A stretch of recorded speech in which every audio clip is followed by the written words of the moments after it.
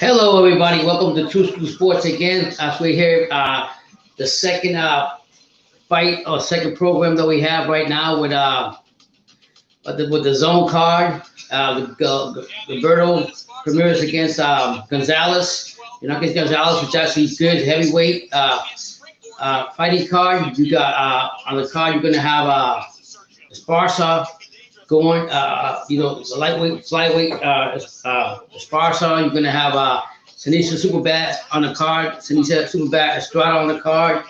You're gonna have Roach on the card. You're gonna have so many good fighters on the other card that we're gonna love to see this card and see how everything turns out.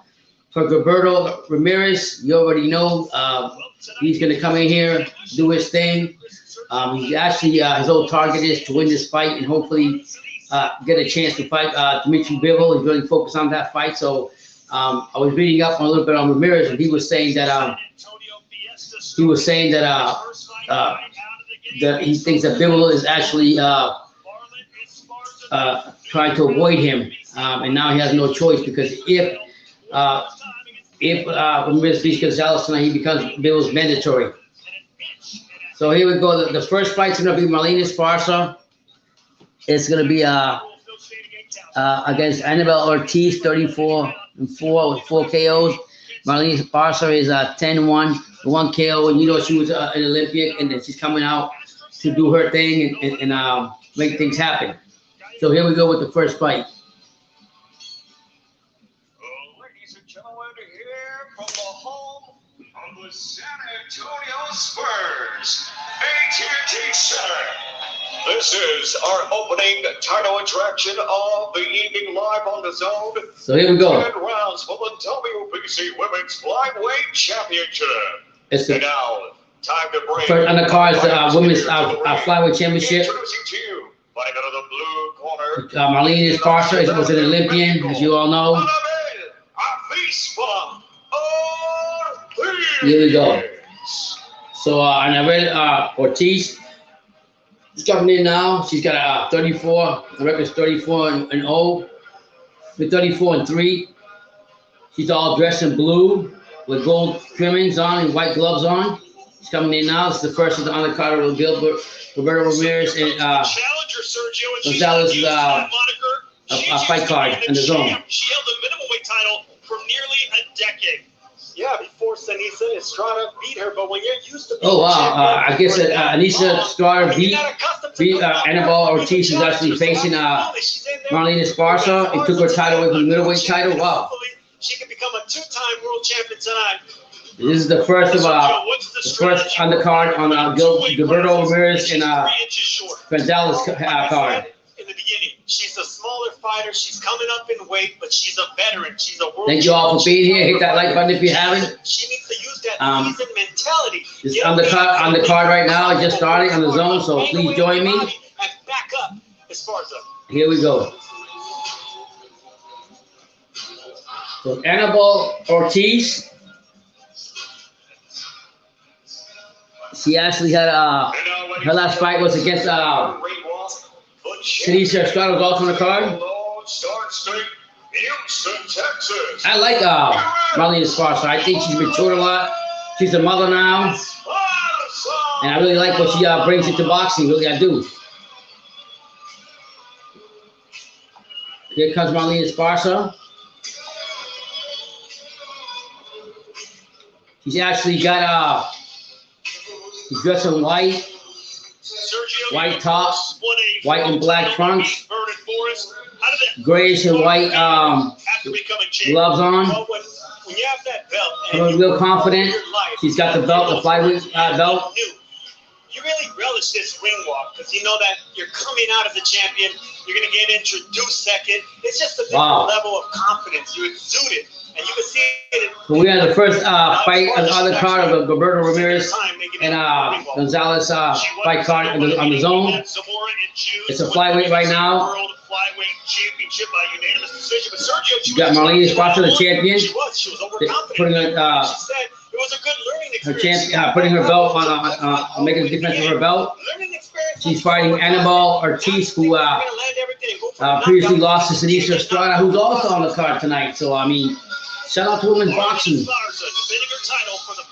Marlena Esparza defending her WBC flyweight title tonight against Annabelle Ortiz, who last fought against Seniesa Estrada, who's also on the card.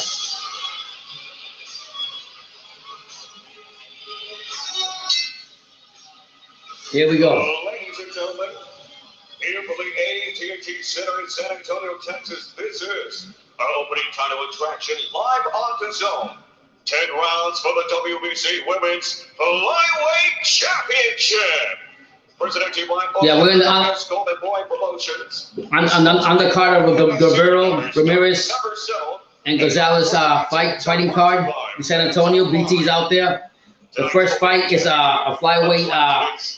Marlena Esparza has a flyweight title defense of a championship belt.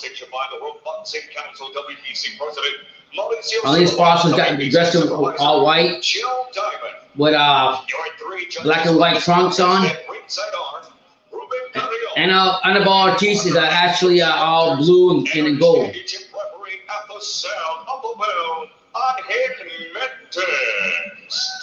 And now, ladies and gentlemen, here we go. Of action for our title attraction.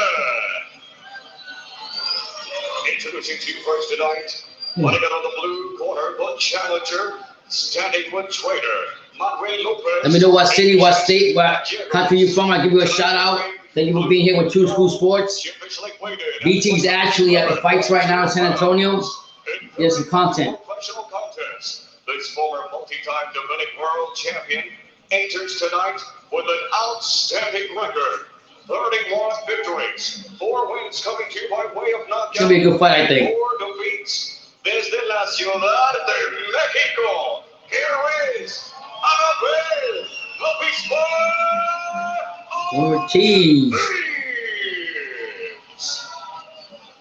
Check out the content from BT. He's put a lot of content out there. Yeah, this is the first fight right now. It's a flyweight defense title, women's title.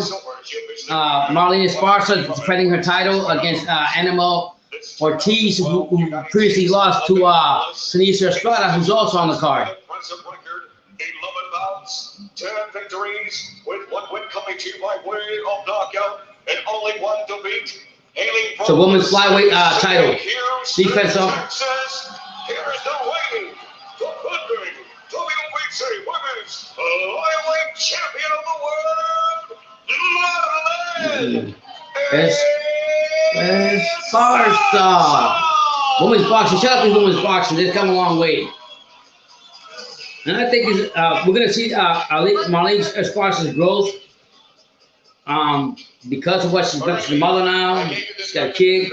And now they're meeting in the middle of the ring right now. Annabelle's the more experienced one. She's got 34-3 her record. Well, here we go. So the new champ, Marlena Esparza, taking on Avispa, the Wasp. Everybody, let me know what state, what country, what city you're from. I'll give you a shout out from True School Sports, and thank you all for being here.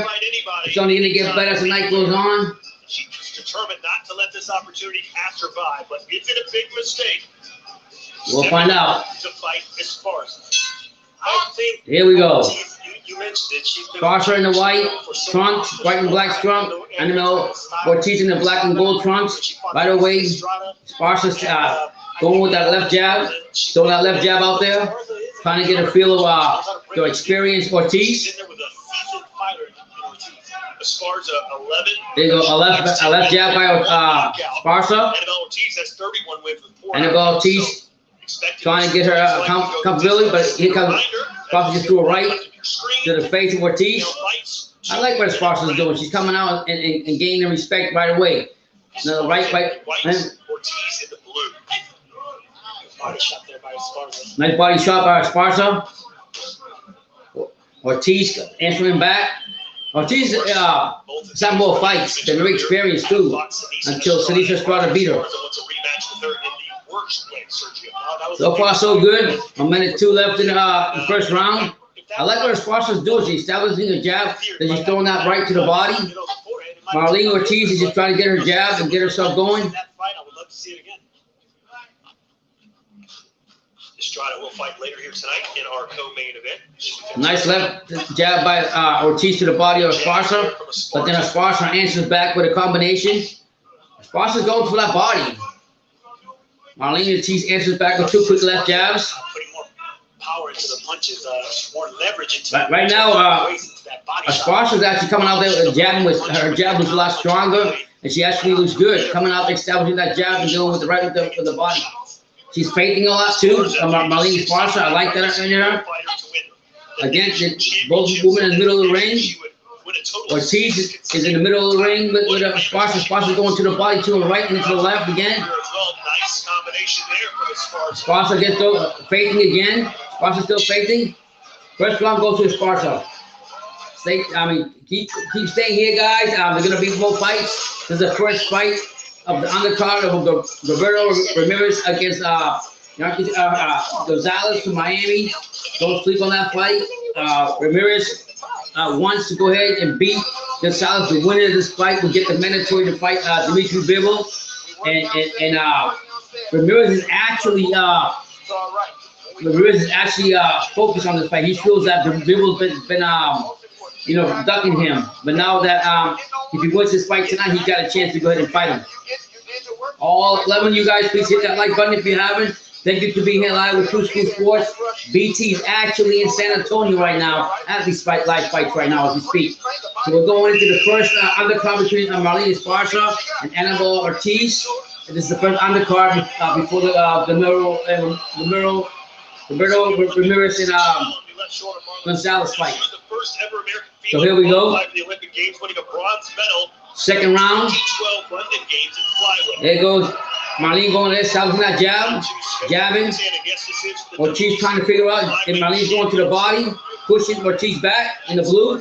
Nice right by Esparza. Again, nice jab by Marlene Esparza. She's jabbing and going to the body. Referee wants the women to be careful with headbutts. Why would you want Ortiz to take Ortiz, who's in blue and gold. She's fading, she's coming in, she's digging Then you got Marlene Esparza in white and black. For the time that Esparza's been out, let me tell you, she actually looks pretty good and crispy there in the ring. She's focusing, she's painting. And Marlene's been experienced, but still can't figure out Esparza because of her fainting, believe it or not. Nice left by Esparza, using her left jab to distance herself, keeping Marlene Ortiz, keeping Marlene Ortiz at a distance. Nice overright by Ortiz. Nothing doing. Missed a left jab, 2 left missed jabs by Ortiz. Trying to press the action. Both women in the middle of the round. Oh, wow. Wow. Ortiz is saying that Esparza, that was a slip, that wasn't a knockdown, but the referee's not listening to all that. Wow. So here we go. Marlene is coming out to try to finish her out. Both of them in the middle of the ring. Esparza's coming forward. Again, Ortiz to the over right, throwing that right jab out there. Now she's left jabbing, trying to get a bit of Esparza. Esparza not having any of that. She's backing out. Wow, I gotta see this highlight. I think she slipped. I don't think it was a knockdown, but the referee didn't want to hear nothing from Annabelle Ortiz. I'd like to see the highlight again. See what actually happened. Stay tuned with the channel. We're gonna have the other fights coming on here on the undercard. And like I said, it's gonna be Gilberto Ramirez against Gonzalez. He no slouch. The Cuban fighter that's hungry, that's going to want to get this opportunity to even get a mandatory, and they get a title shot, so it's not going to be easy. I want to see the damn replay, see if she actually slipped. Here we go. Esparza comes in, goes to the body with the left. But there you go, it was a push downstairs. Yeah. Esparza wrapped her arm around the neck of Ortiz and pushed her down. The referee should have seen that. Yeah. So it really wasn't a knockdown. It's too bad they didn't call it. A sponsor wrapped their hands around the neck of wrapped around Anibal Ortiz and actually pushed it down, but they called it a knockdown. So some controversy there in the second round. So here we go. Sparsa's gonna come out with go for another knockout, but that really wasn't a knockout. So if she wins, they're gonna say, oh, they gave her the fight. Ortiz got to figure her out and go forward now because everything's against her. Ortiz throwing that right, throwing that left. Again, throwing that left. But Sparsa's coming forward. Sparsa's holding on tight already. Sparsa and her team worked on that right hand to the body because she's been digging down all 3 rounds, digging down the stairs, trying to set up Sparsa with the left, the body of Ortiz. Ortiz coming forward, her left, they both in the middle of the ring, answering each other. Good right hand. In her last fight, Sparsa looks good, I ain't gonna lie. Beginning of each round, That was not a knockdown though, they should have overruled that. today, she said it's not that kind of party. I'll fight Ortiz a little bit different. Yeah. Ortiz went to the body with the left. Sparsa answered with a combination.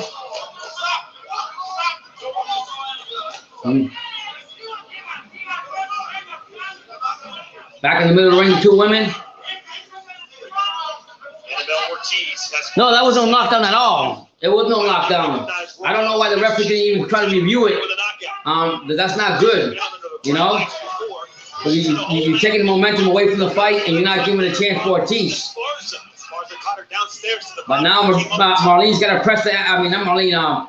Anibal Ortiz got to press the action now because now they got that easy knockdown to give to Sparsa, which was wrong. I mean, she's got to come out and do something. Right now, Sparsa making it very difficult for Marlene Ortiz to connect. She's moving, she's throwing combinations. As soon as Ortiz gets close, Marlene grabs her and holds on to her. There you go.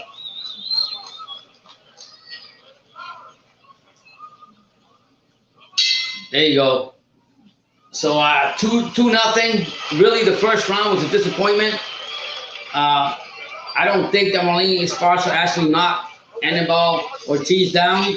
I think it was a slip, and the way she turned around with her hand and she just pushed it down. The referee should have seen that, but he didn't see that, and he didn't give Anibal Ortiz a chance to try to explain himself. He didn't want to hear it, which actually sucks.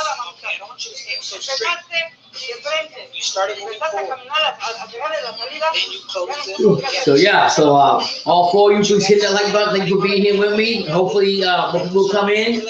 I know there's other fights going on. The Jake Paul Woodley fight, I know that's on too, but I like this fight better. This card was better for me.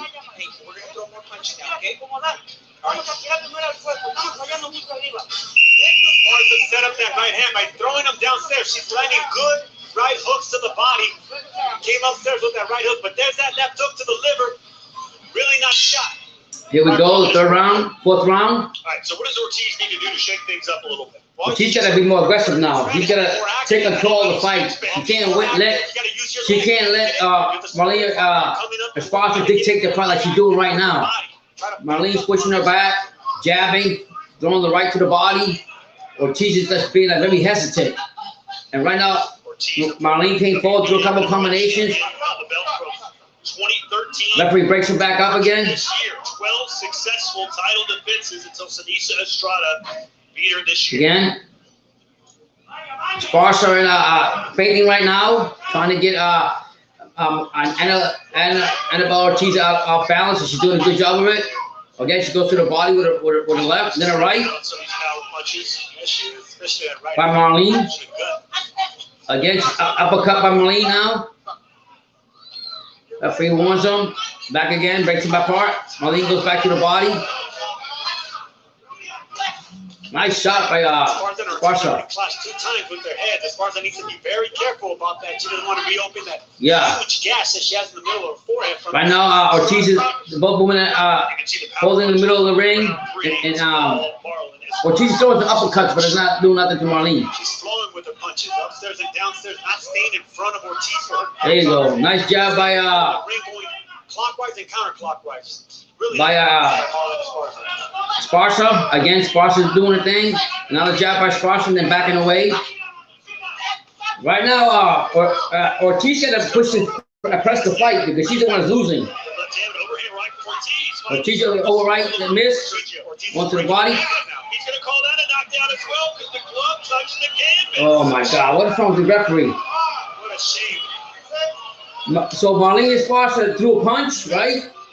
It landed, and I guess she tried to get her balance, and she touched the glove with her hands. And again, the referee gave a knockdown to Esparza. Who paid the referee off? Because he's not making matters easy for Marlene or the experienced veteran in anything. So right now, Marlene Ortiz, to me, she's got to come out here and push Esparza around, take her out of her comfort zone, and dictate the fight to her, take it to her, or she's gonna lose the fight. You know?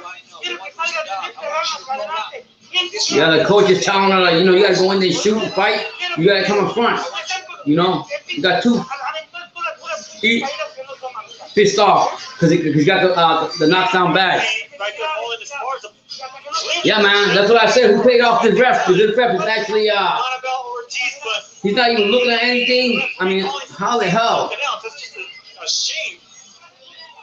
That referee, I don't know what he's looking at, or he got paid off or something. I'm sorry to tell you. He's doing bad call. I don't like this. Maybe say, look, if she's gonna do it to me, I'm gonna do it. Come on, Ortiz, let's go. Push it, push your actions. I mean, here goes Esparza. Esparza doing the same thing again, jabbing, stabbing. He's got jab, and Ortiz got to do something. Like a right by Ortiz. I mean by Esparza. Not a right by Esparza. We're already at a point now where Ortiz, we have to stop Esparza to win this fight. Wow. Yeah, Ortiz now with the two knockdowns that they give in favor of Esparza, even though I don't think those were bad calls by the referee. I don't really like that. I mean, oh, nice over right by Ortiz. But again, Esparza just answering everything that Ortiz tries to throw at her. She's got to come forward and buff up Esparza, let her know who the boss is.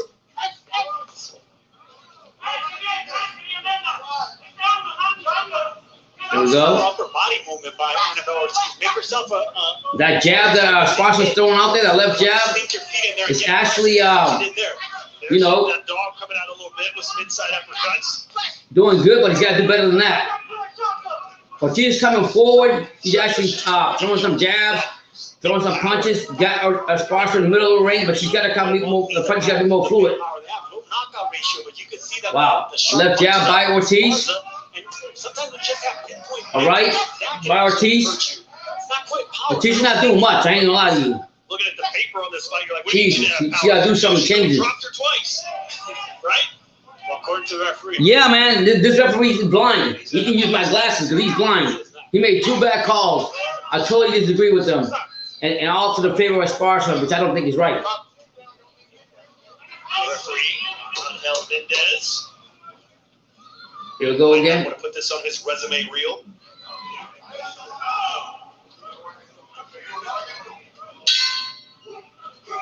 Esparza won this fight again. He's winning so far. Unreal.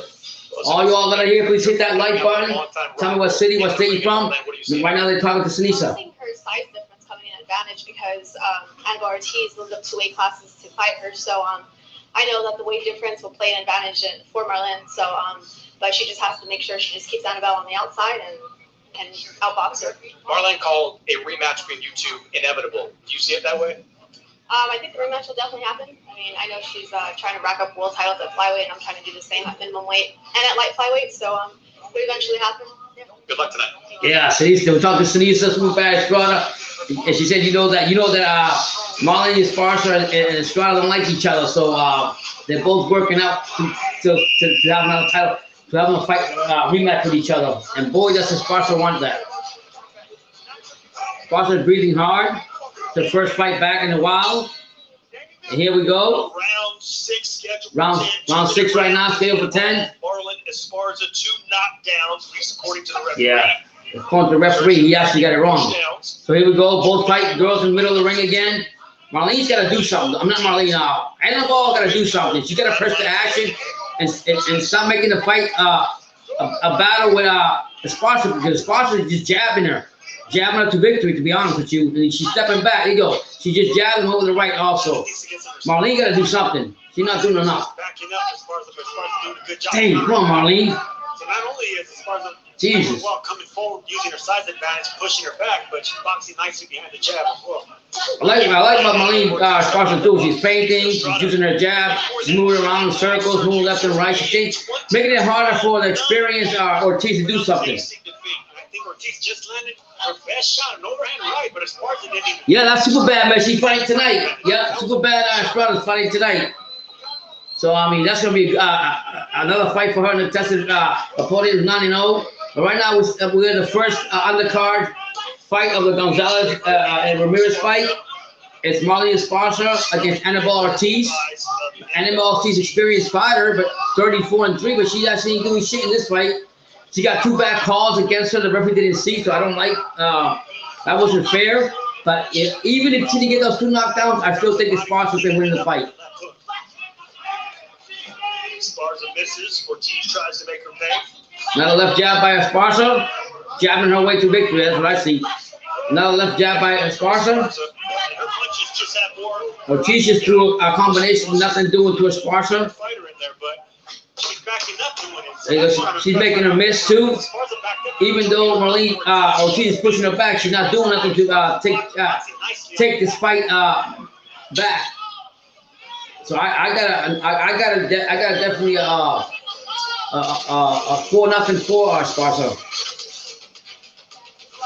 Estrada versus Machio. Still to come tonight, there is Rene Alvarado, Sergio. It's pretty much. Yeah, Rene Alvarado's gonna be a good fight. And Melo, I mean, a former champion. He's been around a long time. He's fought some good names, some champions out there. They're talking about the next fight is coming on. So he's a tough guy, a veteran. He goes distance. He can push anybody. Yeah. Push Lamont Roach tonight. Only been knocked out once. He's gonna fight Lamont Roach. Lamont Roach is a good fighter himself. Junior though thinks he's gonna make it 2 here tonight. And Sergio. Yeah, Lamont Roach Jr.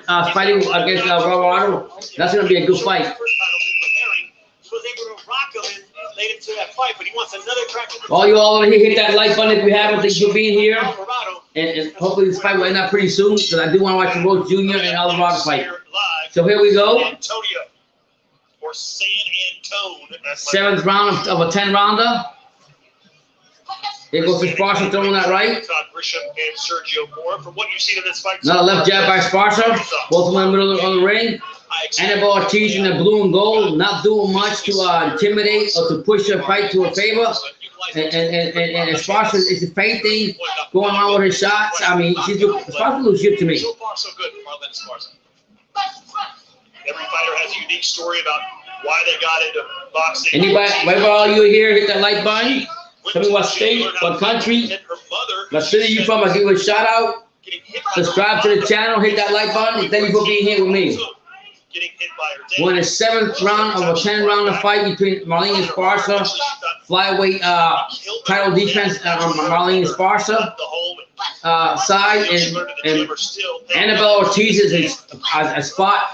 Was former world champion, got beaten by Seniesa Estrada, who's also on this card. And right now, I mean, shout out to women's boxing. Nice shot, another nice right shot by Esparza in the left. Referee breaks him back up. This is what her corner wants to do. Make it a little rough in there. Again, Marlene coming out with it right and left to the body. Both women in the middle of the ring. Left jab to the body by Ortiz. Nothing doing. Again, Esparza threw a left jab. There we go. Again, she's slipping inside Esparza, making it hard for Annabelle Ortiz to just get anything going. But she's trying to make it dirty. She's caught Marlene a couple times. Right when she catches her, Marlene grabs her and holds on to her. Back in the middle of the ring. Here goes Marlene Esparza to the body. Wow. This fight's going on pretty quick, and I guess it goes 2 minutes. But I got Marlene Esparza. There is the big Cuban, Chris. What's he have to do to pull off the win tonight? Well, he has to make this. Here's Gonzalez from Miami. Shout out to him. Coming here to try to make a statement against Gilberto Ramirez. He looks good. Shout out to Henry Ralta. He's a promoter. We know Henry pretty much over here at Two School Sports. And here comes Gilberto Ramirez in the cowboy black hat. real dressy like, all in black. You know, he's very confident Mexican. But he's the goods, coming off a good knockout win. He's selling tickets, putting butts in seats, becoming an attraction. He's a man to watch. And he's doing well with English. He's really focused on learning a second language. Yeah, man. This guy, if he gets to fight Bivol, that'll be a good fight. I ain't gonna lie to you. He wants to get out and go after Bivol. I like that. When you chase somebody, when you chase the champions, when you do what you gotta do. I gotta give it to Ramirez. That's something Canelo's not doing. Canelo's stuck everybody and fighting all the cheap champions instead of fighting the real champions. There we go. Not quite the obsession level that you have. And Ramirez is a Mexican too, so you can't tell me nothing about that. Not sure anything rises that level, Todd. I was about to bring that up, Todd. Hey, Peter Liz, how you doing? Who wins? Who wins what? This women's fight right here, the flyweight defense? Marlene Esparza is going to win this. Even though NFL Ortiz is the most experienced fighter, she's not doing nothing to dictate the fight. She got 2 bad calls called against her in favor of Marlene Esparza, and she's actually not doing nothing about it. That would motivate me to go in and fight, make the fight dirty, push Marlene Esparza back. Don't sit back and wait for her. Chopping right hand, another chopping right hand for Ortiz. She's finding a home for that overhand right. Left jab by Ortiz to the body of Esparza. Esparza making it difficult, but she's faintly coming forward. The movement out the way. Chris, do you expect anything to be different? Nice shots by Marlene Esparza. She threw a right and a left. Seniesa Estrada. You know, hard to say. The last fight ended with that ugly cut on the forehead of Marlene Esparza. She was losing. Nice right, nice left and a right by Ortiz, but she's not pressing the action. I think we're still waiting. She's got to press the action. She needs to win. Matchmakers. And if she don't knock out Esparza, she's not gonna get no ain't going her way. I'm telling you straight up. All the titles at 105. Esparza's doing good, man. Look at that. He's getting Esparza a few titles, getting Estrada a few titles, and that'll make the rematch between the two. Here we go. Boom. Beautiful jab by Esparza. Uppercut by Esparza. Really good Referee breaks him back up. Esparza comes with that jab again. Both women trading jabs right now. 2 more rounds left in this 10-rounder. Like I said, I think Esparza's gonna win this. Okay, but out of Ramirez and Gonzalez, I'm still gonna go with Ramirez to win the fight, but I'm not going to sleep on Gonzalez. Gonzalez is a hungry fighter. I think he hasn't fought in 2.5 years.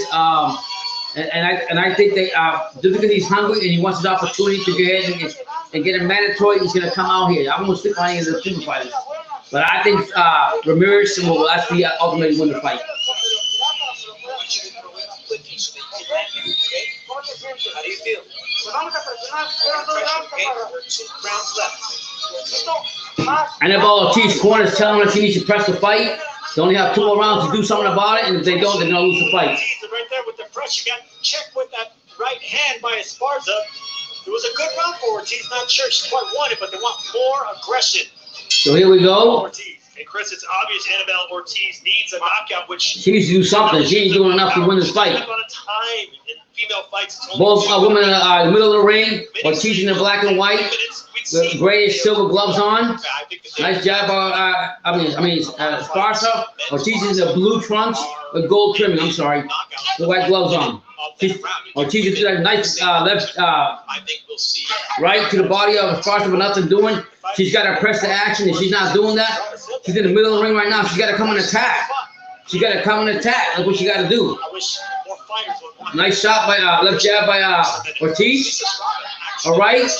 2 quick rights by Esparza. Maria Santiza's team rejected it. So I don't know what the hell. not just future fights. Good check cooked there. Why the Annabelle come to fight? She's not going to do something. She's not really doing nothing. Her power is not as strong as Esparza. All her punches are not hurting Esparza. But if you want to win this fight and you're in a title fight, you got to take it to her. You got to make it hard for her. You're trying to make it easy. That jab by Esparza, nice. Nice couple of shots by Marlene. Annabelle Ortiz do the same thing. I mean, she actually do a nice combination. Yeah, she's coming. She's putting pressure to Esparza, but it's nothing doing. Nothing at all doing. finish right there. Nice couple right jabs by left jabs by Ortiz, but nothing doing. Sparsa, oh, right by Sparsa. Precision and put it more behind. What is Ortiz doing? Come on, chaser. Close the ring. There you go. Go forward. Again, Sparsa won this one. She won this fight. One more round and this fight's done. Even though even with those 2 bad calls that she's taking away, Sparsa's definitely winning this fight.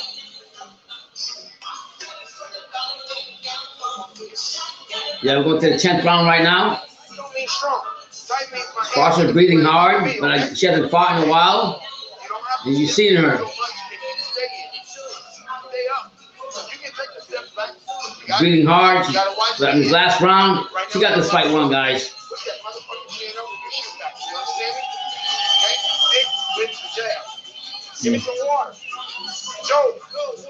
Annabelle, I don't know what Annabelle Ortiz corner is telling, but whatever someone's not working on their behalf, they've got to do something about that. Anyways, tell me what city, what state, what country from. I'll give you a big shout out. Here, all 15 of you, please hit that like button if you haven't. Thank you for being here with Untouchable True School Sports. And here we go to the 10th final round of this title defense by Marlene Flyweight, Marlene Sparsa. She has a knockout percentage of about 13%. Here we go. Here goes again. Marlene Sparsa throwing a combination. How does she do it? Ortiz is just throwing one jab after one jab to another. That's not looking good on all behalf, on her behalf. She's got to do something. She got to go for a knockout. Press the fight. Don't be afraid. She's not even doing that. Sparsa's been dominating this fight. She's going to get the win. Controversial knockdowns earlier this yeah, that don't count. Sparsa's winning this fight. Regardless of those bad 2 knockdowns that they gave on her was really bad anyway, so I'm not even counting those. Banging away at the body of the bigger, taller opponent, but you know, Sparsa's doing a really good job keeping Ortiz off by countering off the back. There you go. Checking her with those left hooks. Minute and 4:11 seconds before Ortiz does something. She's got to go for the knockdown. Nice shot. She caught her with a nice right. But she got to keep coming forward like she do. That's what she should have been doing early in the fight, coming forward and pressuring the fight. Taking the fight to him. She wasn't doing that. There you go. Nice shot by Sparsa to the body. Here comes Ortiz. She's going to the body, making it dirty, but I think she waited too late to do this. She should have been doing this a long time ago. And it's not happening. 36 seconds left. This crowd trying to root these 2 women on and close strong. See a good final flurry here with 30 seconds to go. The first of 4 fights you'll see here live on. Yeah, man, what's going on, Paso Fino? ¿Qué pasa? How's everybody doing tonight? Again, the referee warns Annabelle Ortiz for hitting a rabbit punch behind with Sparsa. 11 seconds left. She started to press the fight too late. She should have done this a long time ago. And now, it doesn't matter. They both want to finish him strong, but Sparsa won the fight. So let's wait for the results. I think Sparsa totally dominated this fight, even with the 2 bad calls from that referee. The referee can use my glasses to go ahead and make the call because he called 2 bad calls against Annabelle Ortiz before the fight, and that set the whole narrative for the whole fight. Really good performance. All 16 of you, please hit that like button if you haven't. Subscribe to the channel because it's only going to get better. Check out BT's content that he got from San Antonio. He's at the fight right now. And check out all the other content he has from Las Vegas. He's got some great content there. Check it out.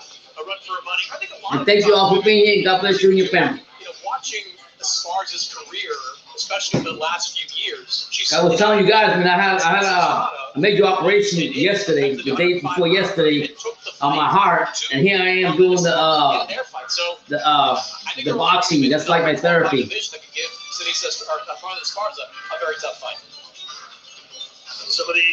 I got Ramirez beating Gonzalez. Gonzalez has been as active as Ramirez, but I just think Ramirez is to me, he's the better skilled fighter, but I won't sleep on Gonzalez because he's from here from Miami. He's been training hard, and he's looking for the opportunity to go ahead and actually get that. If he beats Ramirez, he get that mandatory with Bivol, and he's been waiting for an opportunity, and that opportunity comes. So I won't sleep on any Cuban boxer. They got some good skills, and they ain't gonna fall short. They're not just gonna hand it over to anybody. And Ramirez knows he's in for a tough fight. So some of the other champions in this division, Naoko Fujioka is the WBA champion. The IBF is Leonela Utica, and WBO Deborah Lopez. So those are some of the champions that Esparza will be eyeing after this decision, which will come to us courtesy of the one and only Jeremiah Gallegos. So here we go for the announcement. Ladies and gentlemen, here from San Antonio, Texas, we now go to the judges' scorecard. Here are the totals. Judge Lucy Rogers scores the bout 100-88. Judge Glenn Crocker has the bout 95-94. And Judge Ruben Tagayon scores the bout 99-90 to the winner by unanimous decision. And still, the WBC Women's Flyweight Champion, Marlene Esparza. So she has successfully defended her WBC belt. Did I hear that right, Chris? Did someone score that 95-94, which included 2 knockdowns? Well, we'll take a look at the scorecards in a minute, but my question now that I'm hearing that scorecard is, did that judge ignore the 2 knockdowns? Yeah, that was a good call. If they don't see it, if they clearly... The company man, Chris Maddox, saying that if the judges ignore the 2 knockdowns. Yeah. To listen and go by what the referee says. The judge in the call the way he sees it. Shut the hell up, Chris Maddox. What the fuck are you talking about? Did that, because otherwise, I have no idea how you get to 95-94. The judges that saw the Chisora Parker fight might have. Yeah. I'm gonna take it easy, man. Don't get twisted. Like I said, I just had a major surgery on my heart. They put some kind of they put a battery defibrillator in my heart. So I should be laying down, but I'm doing this because this is my therapy for me. I enjoy it. Believe it or not, it relaxes me. So I love it. She clearly got pushed down behind the neck, but shots like they're still talking about the fight, the controversial 2 knockdowns that they gave to Esparza. But I think even without those 2 knockdowns, Esparza won the fight. Dictating the pace, boxing and moving, ignoring those pushdowns and those knockdowns, I still feel Marlon Esparza won the majority of these rounds. Ortiz had some good moments, like that body shot right there. He did. But he does do good moments, but it wasn't just enough. Will come back and land some good shots as if you get an opportunity to go in there and go ahead and knock, and you're hungry for another title shot, you gotta be the champion, and you don't gotta face it. Ortiz is coming out from a couple months ago when she fought Seniesa Estrada, even though she lost her title to her. And Esparza hasn't been active for a while. She had a baby, she took her leave or whatever, and she's coming on now. It should have been your favorite, but it wasn't. What's going on, Anthony Manzano? That's gonna be Italian, right? What's going on, Anthony? God bless, man. Thank you for being here with Two Sports. 11-1. So they're talking to Marlene Esparza right now. Texas picks up a win in San Antonio. I don't think she's been given her pink slip. Yeah. So with no laughter from either one of you, I'll pretend that never was said. All right, 88 landed punches for Marlon Esparza compared to 61 for Annabelle Ortiz. Nice percentage up there for Esparza as well. Although Ortiz did throw more, she just didn't land nearly as many total punches, 124 to 93. Yes, I mean, to be honest with you, I don't believe in that comp bullshit, that comp view box thing. I don't believe that. I believe what I see in the eyesight and what I actually see, and that's how I'm going to score it. That comp box stats and all that shit, they're only going to see so much. And you got somebody counting the punches, so they're not going to see the full 3D version of the fighters, so you're going to miss some shots. Every now and then in generation, and this special at home or on the move. We connect fans to the heart of sports. Oh, it's cool. Ay, Manzano. Soy dominicano. Huevo, soy puertorriqueño, para que lo sepa. I'm Puerto Rican, Dominican, you know what I'm saying? Cuban, you know what I'm saying? That's all good. At least you know your history on your. I also, my Spanish name is actually it's Cosme Santiago, and that's got a lot of Spanish. My mom says that we got a lot of Spanish in our name, and I never did my research on it, but we do. But I'm actually Puerto Rican, so shout out to you, man. Whether you're Italian or Dominican, I'm gonna call you Dominican now because you called it out. Respect to both of you, both for what I call, but I gotta get it right. Yo, a mí me gusta. I don't know if you speak Spanish, Anthony Manzanato. A mí me gusta, ustedes hacen una, coño, ¿cómo que se llama? No mofongo, es algo con ajo, amarillo, bien fuerte, pero es bueno. A mí me encanta eso. Mi mamá lo hace con plátano maduro. She makes these plantains, yellow plantains with garlic. Oh my God, Dominicans got that. I love it. Every time I go home, I say, "Mommy, make me this." Yesterday at the weigh-ins, there is Alvarado and Chris. A lot on the line for him tonight. Yeah, Rene Alvarado's career is on the line in this fight. A few months back, he lost a second fight against Roger Gutierrez. Golden Boy went to him, and they suggested it might be time.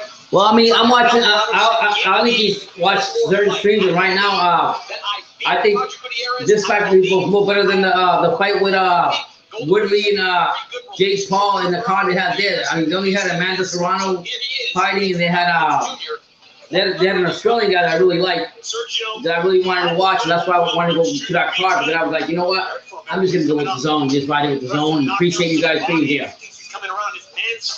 The next fight we're gonna have is Lamar Rhodes Jr. against an experienced veteran in Alvarado, and we'll see what's gonna happen. It's gonna be a good fight because Alvarado is a veteran, a warrior. He's got knockout power, so it's gonna be a good fight. I started using it 2 fights ago. I've got 2 knockouts, and I'm keeping it. So, Lamont Rhodes Jr., the Reaper, in action tonight here against Rene Alvarado. That's the next fight on the card. So far we had super featherweight division scheduled for 10 rounds, both men 5'7". The reach though, Rene Alvarado with a 4-inch reach. You got Lamar Rhodes, 26 years old. Rene Alvarado is 32. He's 32-10 with 21 KOs. And you got Lamar Rhodes, 21-1 with 9 KOs. The power comes from Rene Alvarado, but he's 6 years older. The height's the same.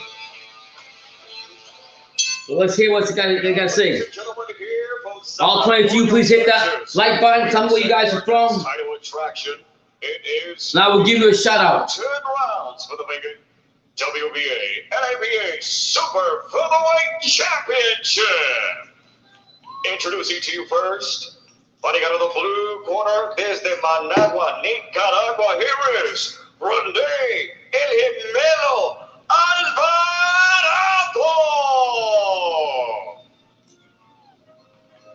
Comes Rene Alvarado from Nicaragua. He's got black and gold trunks on. Fighting out of Nicaragua, Sergio Rene Alvarado. Blue gloves on. Take me into his mind when you know I have to win for my career, at least at this level, is finished. Anytime a former champion and a warrior like Alvarado, or any fighter, has been Anthony Copes, I can't show you the screen. I can't show you that. We'll get a strike from YouTube, and then my son will be suspended for who knows how long. Come on now. Grow up, man. If you're going to come here and stop that, I'll just kick you right out. You know better than that. But Alvarado can't do it. Yeah, what's going on, Film Boy UK? Shout out to you, man. I was actually watching earlier the zone card. That wasn't pretty bad. I was kind of I couldn't believe that McCullough didn't win the fight over there on the other card. McCullough looked good. I love his jab, but Saju surprised him and caught him with a liver shot. WBA Super Featherweight Champion. Take care, man. God bless. See you later. If you want to go, if you don't, Anthony, it's all good. But don't come up here and ask me about showing you the fight when I can't do that, and you know that already. So here, this fight right here is representing Upper Marlboro, Maryland, USA. Here is the Reaper, Lamont Roach Jr. So here comes Lamont Roach. He's got pink gloves on. He's got black and white, all white and black writing, boxing robe. And golden gloves. A lot has been expected of this guy, Chris. The age of 26 years old as he lived up to the hype. He had a bump on the road against Jamel Herring. One of the problems he had in that Yeah, the one was lost to started Jamal Herring. That was a big thing there. And the first four and I mean, rounds, but he's an exciting fighter that people thought he could do a lot of things with him. So he you says know, he learned his lesson. he's on the come up. He's back on the come up. It will be a much faster He's only lost one fight. He's fighting a tough veteran in Alvarado, so he can't sleep on that. Against the fighter with the resume of Rene Alvarado will be something of a coming out party for his career. Here we go. Roach Jr., 21 wins, only 1 loss, 1 draw, 9 KOs. And he Lamont had Roach is, trouble in that 11th looks round. good. Rocked him. I mean, like I said, he lost last fight. He lost to Jamal Herring. That was a tough player right there. But those people, Alvarado got some power. Ladies and gentlemen, here from the AT&T Center in San Antonio, Texas, this is our next attraction, coming to you live on DAZN. 10 rounds for the vacant WBA and ABA Super Featherweight Championship. Presented to you by Oscar de la Hoya's Golden Boy Promotions. Sponsored to you by NSC. Never stop, never settle. And on for tonight's fight. You can see that Roach is very focused. Presented to you by the Texas Department of Licensing and Regulation for Combative Sports. Also sanctioned by All y'all continue here. Tell me what city, what state, what country you from, and I'll give you a big shout out for True School Sports. Hit that like button on us. Subscribe to True School Sports. BT's out there in San Antonio getting more content. He's actually live at this fight. So thank you all for being here. And Lucero Perez and our championship referee, Hall of Famer Rafael Ramos. And now, ladies and gentlemen, here we go. 10 rounds of action for our title attraction. Introducing to you first tonight, fighting out of the blue corner, standing with trainer Wilmer Hernandez, accompanied by brother Felix Alvarado, Carlos Ruiz, and Jason Gallego. It's a good fight. It's a good fight. This one right here. Purple with gold trim, he officially weighed in at 129.6 pounds. In 42 professional contests, his record consists of 32 bouts, 32 victories, 22 wins. Here we go. By way of knockout and 10 defeats. Introducing to you, the former world super featherweight champion is the Managua, Nicaragua, Rene Alvarado. He was pretty good, man. He's an old veteran. He's gonna give a tough fight to bring it to Roach. Roach better be ready. Running out of the red corner, standing with trainer and father Lamont Roach Sr., accompanied by David Jacobs and Benjamin Johnson. Tonight, wearing white with black trim, he officially weighed in at 129.8 pounds. Tonight, he enters his contest with an outstanding record, 23 bouts, 21 victories, 9 wins coming to by way of knockout, only 1 defeat with 1 draw. Presenting to you the world title contender and former multi-time title holder, hailing from Upper Marlboro, Maryland, USA. Here is the Reaper, Lamont Roach Junior. He's gonna come out here and make a big impression. Hopefully, get a nice victory over Alvarado. I think. I mean, just because he had a setback with Herring does not mean that he can't go continue on the up and get better. With both fighters in the middle of the ring. Referee giving me the last instructions. Recibiste las instrucciones. Protect yourself. Protégete todo el tiempo. Give me a clean fight, una pelea. Okay? Suerte. So here we go. Lamont Roach with the black and white trunks on. Pink gloves on. You got Alvarado is has KO'd Alvarado. coming in here. Waiting for the bell right now. For him tonight. The last chance for Rene Alvarado to be on the big stage, and it's a perfect. Rene Alvarado got to do something. If he beats Roach, he continues on his career. If not, who knows from here. Right off the bat, Roach is coming out throwing jabs. Both fighters in the middle of the ring. Alvarado in gold and black trunks. Roach Jr. told us he's got Roach, black and white trunks, pink gloves. Alvarado got blue gloves on. Alvarado kind of makes it difficult. Beautiful jab, right jab by left jab by Roach. And he has this weird off timing when he punches. And he brings that experience. Once he gets Nice jab by Roach. long arms, dig down. Another right left jab by Alvarado. Alvarado's got like an awkward stand when he throws his fight. He actually bends down, then he throws. So he really throws you off. If you don't time that little bounce he's got when he throws the punch, he's gonna be in trouble. Just missing for Alvarado. Alvarado's coming forward. Trying to push Roach back. Roach is on the high guard. Roach takes him back. Roach putting a little more steam on his punch. There you go. Roach just threw a nice, beautiful left to the body, to face. Alvarado came back with the right, and then a left and a right by Alvarado. It's gonna be a high-flying fight. It looks like they both going back and coming forward. Both in the middle of the ring right now. Alvarado pressing the action as he's pressing out action forward. Roach is throwing combinations and hitting him with it.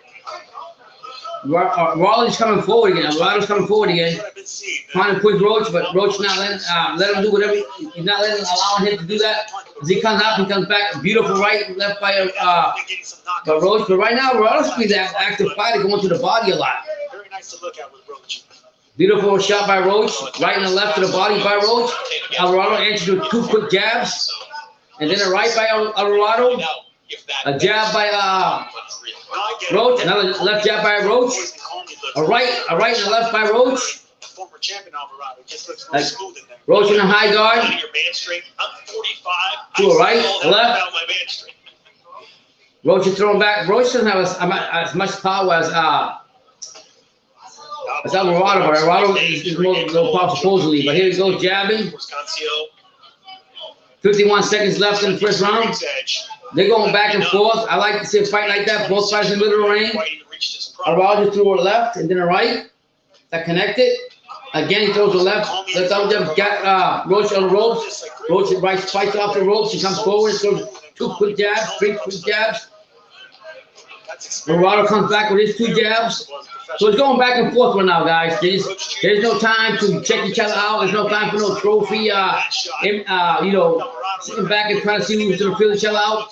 From the outside, both these fighters going back and forth. Alvarado's pushing him to the ropes. Roach is slipping to the Roach Jr. is slipping to the side and coming with the left jab that catches Alvarado on the left of his ear. Alvarado comes back again with another left jab. And here comes Roach. Roach answers back. This is going to be a little war fight here. You can see right here. BT was not lying when he said the flyweights and the lightweights, all these fights are always going to be like firecrackers. You know it's going to be consistent punching back and forth. No kidding. It's everything you wish for, including the price. All you all like here, please hit that like button. Tell me what city, what state you're from, what country. Hit the subscribe button if you haven't. And thank you for being live here with me. So we're going to the second round of Lamar Roach Jr., who's fighting a Nicaraguan fighter, and Alvarado, who's 30-some, and he's coming forward. I mean, he's pushing the action, but Roach is fighting back. I mean, it's a good fight so far.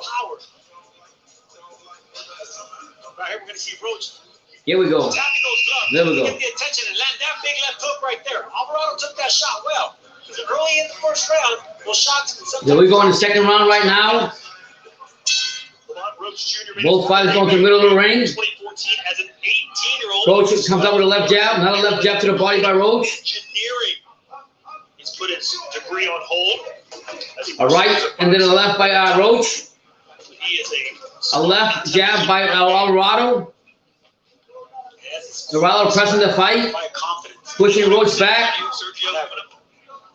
Both fighters just looking at each other. A nice left jab by Alvarado, miss right by Alvarado, a left by Alvarado, and a right again. The body of Roach.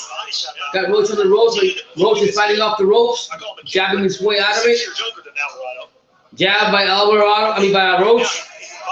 Against Alvarado comes in and throws the right. Alvarado's cutting off the ring, but he's got to go in there again. Right, miss right, through a left, and then a right. Roach is being patient, just getting his time shots in. So yeah, he's always in shape. Alvarado again with the right. So he's going to be able to keep up this pace for these 10 rounds. Roach with a nice combination, a left and a right to the body. And Alvarado came forward and throw his own combination. Missed over right hand by Alvarado. Then he goes to the left and an uppercut to the body of Roach. Pushing Roach back. Nothing doing because Roach is blocking all these shots. Left jab by Roach. Like breaking down their opponents. Left jab by Roach. I feel like Felix has got a little more flair. There you go. Nice combination. Uppercut by Alvarado. Alvarado's one pressing the fight, guys. Right in the back. Again, Roach edges to the body. Right to the body. That 1-2 combination. Nice soft jab by Roach. Alvarado enters a jab then a right. One of these guys is going to land a heavy punch. There you go. Again, Alvarado throws the left and the right to the body of Roach. Roach is being patient. He's getting pushed back by Alvarado, but anytime he pushes him back, he's answering with his own combinations. Here comes Roach to the uppercut, go to the body. Good work there for Roach. He's a smart fighter from Philadelphia. There you go. See a lot of similarities here. But of course, when Alvarado lost that fight, Alvarado's coming forward. He's taking that experience into this fight. Lamar Roach is just patiently waiting for Alvarado to make a mistake. Double jab by Alvarado, left jab by Alvarado. Lamar Roach. Alvarado comes back with two lefts and then an over right that missed. Alvarado's the aggressor, Sergio. Absolutely not. I mean, that's his style. Even though Left jab to the body by Alvarado, missed right by Alvarado. Aggressive, especially with the body shots.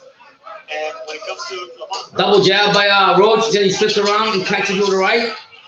he is slipping and sticking right now. It's a good fight, guys. Left jab. These guys been like a firecracker left and right since it started. And I got Roach. I think Roach is going to win the fight, but Alvarado's coming forward and making up for it also. That is our main event coming up later tonight. You got Zurdo Ramirez in his locker room warming up, getting ready for his fight. Will rally behind him. He's fought in this city before. Got the Mexican flag behind him in his dressing room. I see that. I mean, I can see they filled out nicely. You know, usually when you go up in weight. I like Zurdo, man, because Zurdo, he said he wants to beat, break Mayweather's undefeated undefeated record, but he also wants to fight the big fighters. Then you got over there Gonzalez. Gonzalez is pretty big. I ain't gonna lie to you.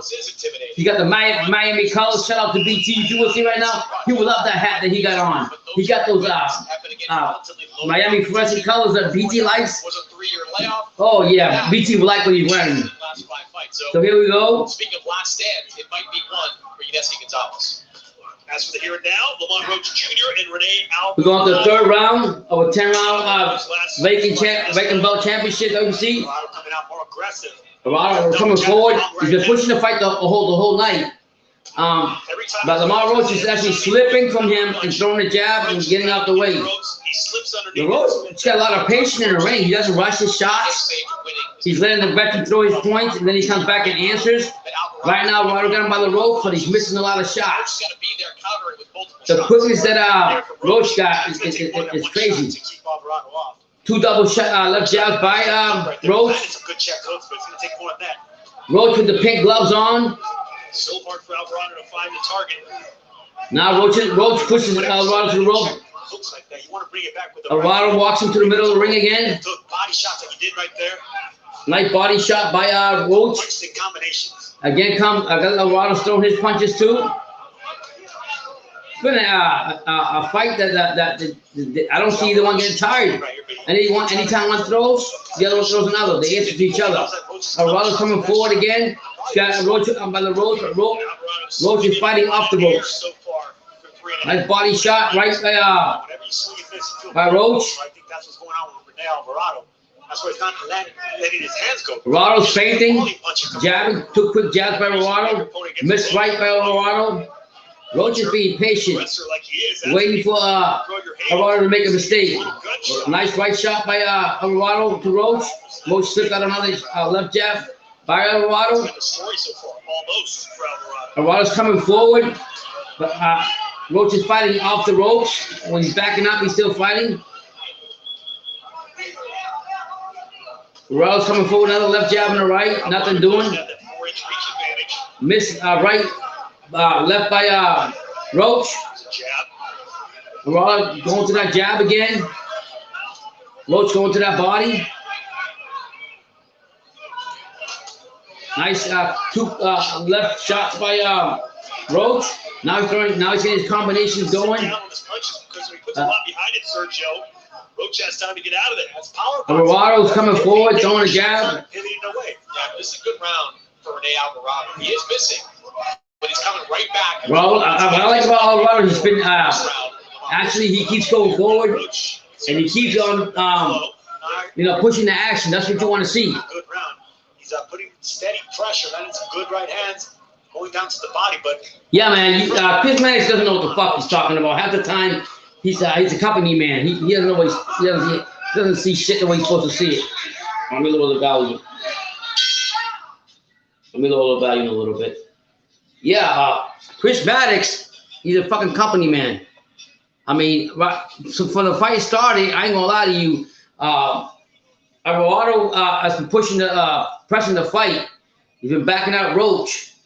He's getting his shots, missing some shots. But anytime that Alvarado throws his punches, so does Roach. Roach is being patient. He's waiting for that veteran old man, so to speak, to make a mistake. So I mean, he's coming in there and he's trying. I like Alvarado. I like the pressure fighter, especially showing Roach to 8.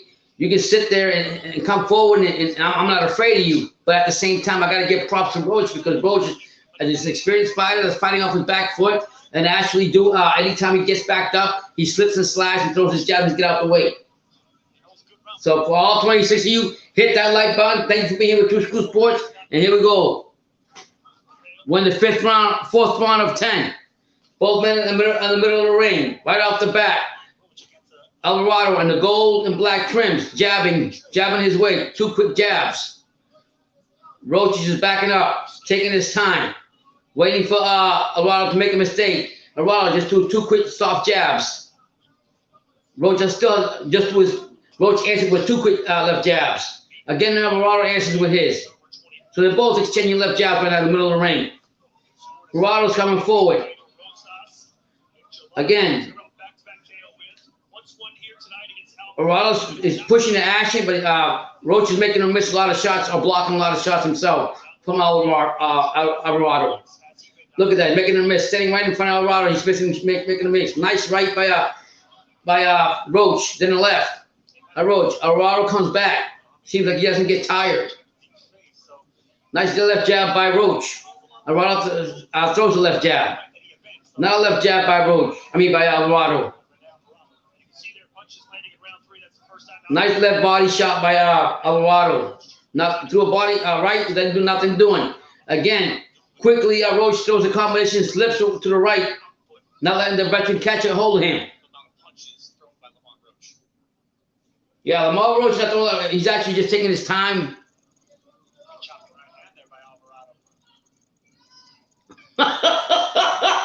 Don't make me laugh. That got me going. Oh, shit. Both fighters in the middle of the ring, extending punches. Uppercut by Alvarado. Missed right by Alvarado. Roach is throwing his shots, but as soon as Roach throws his shots, Alvarado comes up with some uppercuts of his own.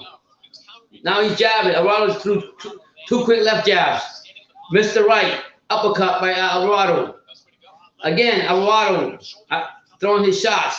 Roach is very patient. He doesn't throw a lot of punches, just patient and waiting his time. Whereas Alvarado's like a volume puncher. They're both exchanging left jabs right now. One thrown by Alvarado, pushing Roach to the ropes. A right and a left jab by Alvarado. Roach slips away from the corner. Goes back in the middle of the ring. Throws a left jab by Roach. Not a left and a right by Roach to the body of Alvarado. Missed left jab by Roach. Alvarado comes forward. Again, Alvarado comes, misses the left and misses the right on Roach. Both men, Alvarado pushing Roach back.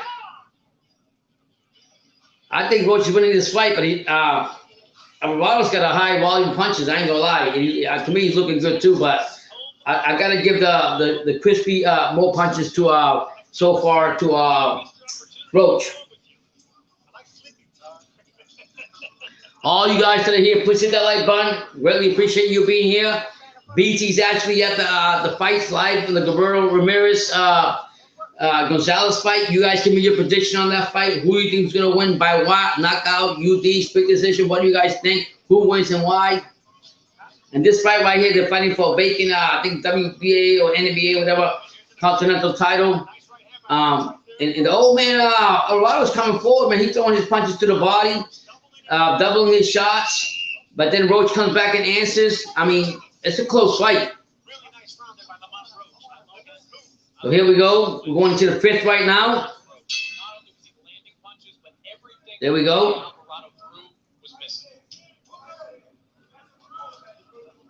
Two quick jabs that Alvaro just missed, left jabs. Nice soft left jab landed by Alvaro. To a left and a right. It's a close fight. I ain't gonna lie. Here we go. Alvaro again throws left to the body, then a right. There's actually being a high block. Roach is in a high guard, but Roach is answering the ring, answering back.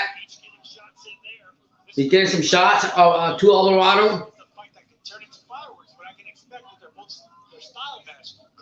Again, Alvaro's pressing the action. I guess Roach is like very. I mean, he answers, but to me, he don't throw enough punches. But when he does, the crisp punches that go to the body, up to the head. Right now, Roach is standing in front of Alvaro, missing. Nice uppercut by Roach. Alvaro just do soft jab and then over right that caught Roach by Alvaro. While going to the body again with that left. And here comes Roach coming forward throwing combinations.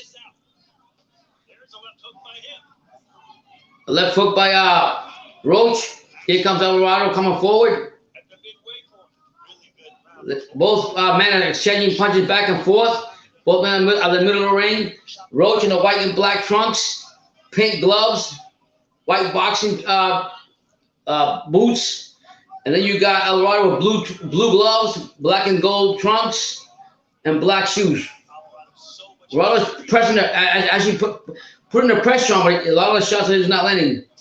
And that's because Roach is standing in front of him and he's going back and forth and missing. He's got right now Roach by the rope, but he's not taking advantage of that. Anytime he gets him by the rope, Roach becomes a defensive fighter and he throws his combinations. And then he's slipping to the right, to the left, and getting out of Alvaro's way. Nice couple combinations by Roach. But then again, Alvaro comes back and answers. I mean, it's a close fight.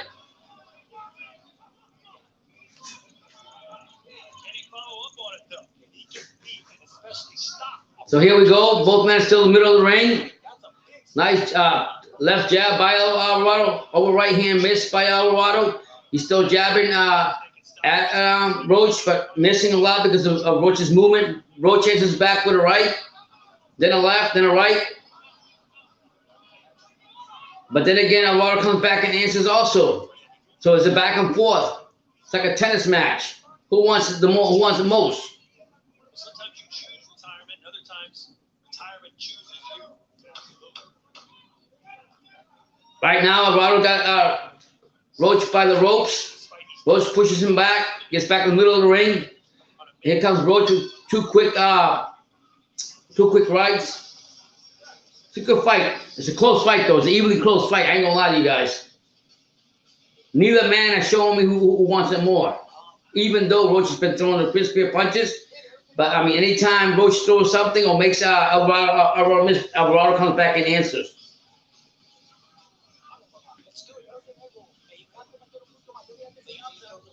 Alvaro's corner is telling him you gotta do more. You gotta do more. Gotta press the action. You gotta do more. He's telling him, he's an experienced fighter. He's actually got the knockout power, a lot powerful than Roach. But Roach is standing right there, making him miss. And that's because he's a younger fighter. He's got his quick reflection, and his reflexes are a lot faster and quicker than Alvaro. That's what it is. But he's caught him with a couple of shots in the last round. Roach has. So he'll go to the fifth round. Both men in the middle of the ring. Round six of 10. Alvaro's coming with a jab, missed with a right. Again, a little soft jab, left jab by Alvarado. He's got Roach by the corner, jabbing. Sergio, what would your advice be right now to Lamont Roach Jr.? He's doing what he's doing, but dig down to the body a little bit more. I don't think Alvarado liked those body shots, and those are Alvarado's still pressing the action. He's pushing back Roach. Roach is not doing nothing. Finally, he comes to throw two quick left jabs by Roach. Alvarado's pushing him back. Left jab by Roach. Alvarado just missed a left jab. Two quick left missed by Alvarado. Even though he's pushing him back, he's not landing his punches. And Roach answers that with two quick left to the face of Alvarado. Alvarado just threw a combination that landed in the body, but Roach answers back also. Wow. Here we go again. Both men in the middle of the ring. Jab by Roach. Just threw three left jabs by Roach. Alvarado answers with another jab. Missed a soft right by Alvarado.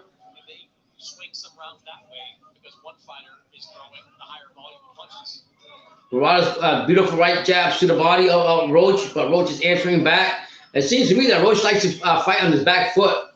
I mean, every time he's either backed up, that's why he fights. But I see him throw better combinations, believe it or not.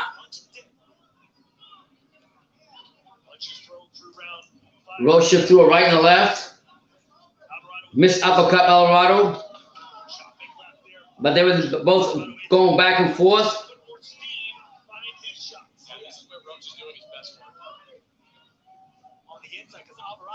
Alvarado's coming forward again. Missing a lot of punches. Whereas Roach is hitting them, catching them. Sometimes what those stats don't show you, yeah, they both landed a similar amount of power punches, but it's two quick soft jabs by Alvarado. Roach is feinting, comes with a left jab. Alvarez answers with his left jab. Two quick left jabs by Alvarado.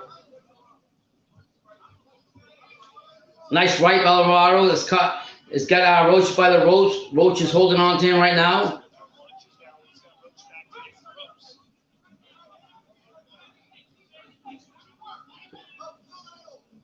Both men in the middle of the ring again. Left and a right by Roach. Alvarado comes back and answers. Roach just missed the right. It's a close fight, guys. This fight right is probably evenly matched. I ain't gonna lie to you. I have not seen either man separate themselves. Who wants it real bad? coming up next. It's Seniesa Estrada in action against Maria Micho. The next fight after this one is going to be Seniesa Superbad Estrada against Maria Mitch Santizo.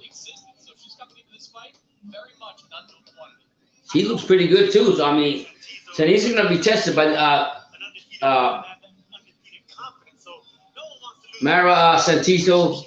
But I mean, you got Superbad just chilling in the dressing room, relaxing, smiling as always. It's gonna be a test for the guy who's hungry. I ain't gonna lie to you. We're back to this fight right here. Roach has been answering some shots. Comes in answer. I think he's a younger fighter, the quicker fighter.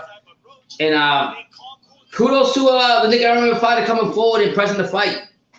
So both men in the middle of the ring again. A nice quick jab. Two quick left jabs by Alvarado in the blue gloves. Roach throws a light left jab with his pink gloves on. And Alvarado coming forward again, getting the soft jabs. Alvarado again going to the jabbing more. Again, Alvarado pushing the action. Soft jab, left jab by Roach. Alvarado comes forward again, missed with a couple left jabs. The movement that Roach, I think Roach would be a better fighter if he had more movement himself. Let's see what Chris Mannix got to fight. Oh, he's got the fight 58-56 in favor of Roach Jr. It could be that close. It could be that close. I could say that. I mean, he's going for it, but he's also not doing a lot more than he should be doing. Right now, in the middle of the ring, Alvarado just two rights. and the left jab, and didn't do nothing because Roach was in the high guard, but he continued to throw punches. Nice jab by quick jabs by Alvarado, but Roach answers in with his right. Alvarado comes forward again. Again, 2 quick left jabs by Roach, then a right. But here comes Alvarado, 3, 4 jabs to the body of Roach, and then an overright to the face of Roach. Both fighters in the middle of the ring. I'll be honest, I don't like the style that Roach fights, but I guess what? If he's winning fights like that, so be it. Miss, left jab by Alvarado, both men in the middle of the ring. Quick jabs by Alvarado again. Again, another jab by Alvarado. Roach threw a quick 1-2. A left hook by Alvarado. Again. Roach is throwing his shots now. 1, 2, 3. Got 2 quick jabs in the right. Alvarado's coming back forward again. Left jab to the body by Roach. Alvarado's jabbing both fighters in the middle ring, looking at each other right now. Left jab by Roach. Again, Alvarado pushing the fight forward, pushing the action. Missed with 3 quick, missed with a couple of jabs, left jabs. Missed a jab by Roach. Both fighters in the middle of the ring again. I think it's pretty close fight. I can agree with Chris Mattis so far, 58, 56 in favor of Roach, but it's really close. I don't like Roach's style, to be honest. But people say style wins fights. That's how he always fights, and so be it. What's going on, Bobby? On Safe Hueco? How you doing, man? Yeah, this is probably a tune-up fight, but super bad, but she better not sleep on the opponent anyway. She looks taller, she looks strong, she looks pretty strong herself. All 25, you hit that like button if you haven't. Shout out for you guys being here. BT should be home probably next week sometime. Back here in his own cave. So all you guys that are here, let me know what your prediction is. This fight right here, I think Roach will pull it out, but it's not going to be easy. I don't like this style at all. I'll be honest. Comes out in jabs, then he holds back, then he likes to fight off his back foot. I don't know why. If Alvarado was a little younger and a lot quicker, he would catch Roach a lot.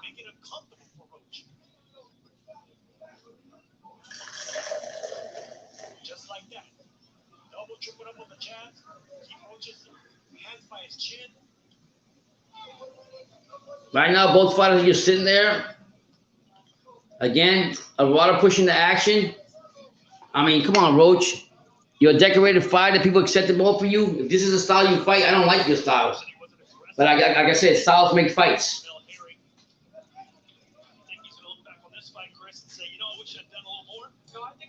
Here goes Alvarado again. Pressing the action. The whole night, Alvarado's been pressing the action. Left jab to the body. Over right hand to the face of Roach. Roach again fighting off the back, back to the ropes.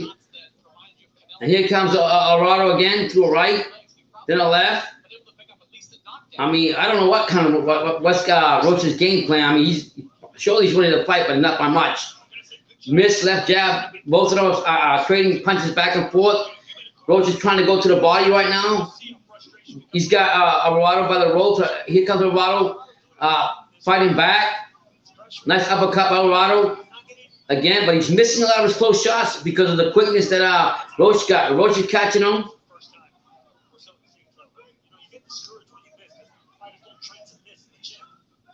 Referee breaks him back up again. Right away, Alvarado throws 3 quick left jabs. Left jab, miss left and a right by Roach.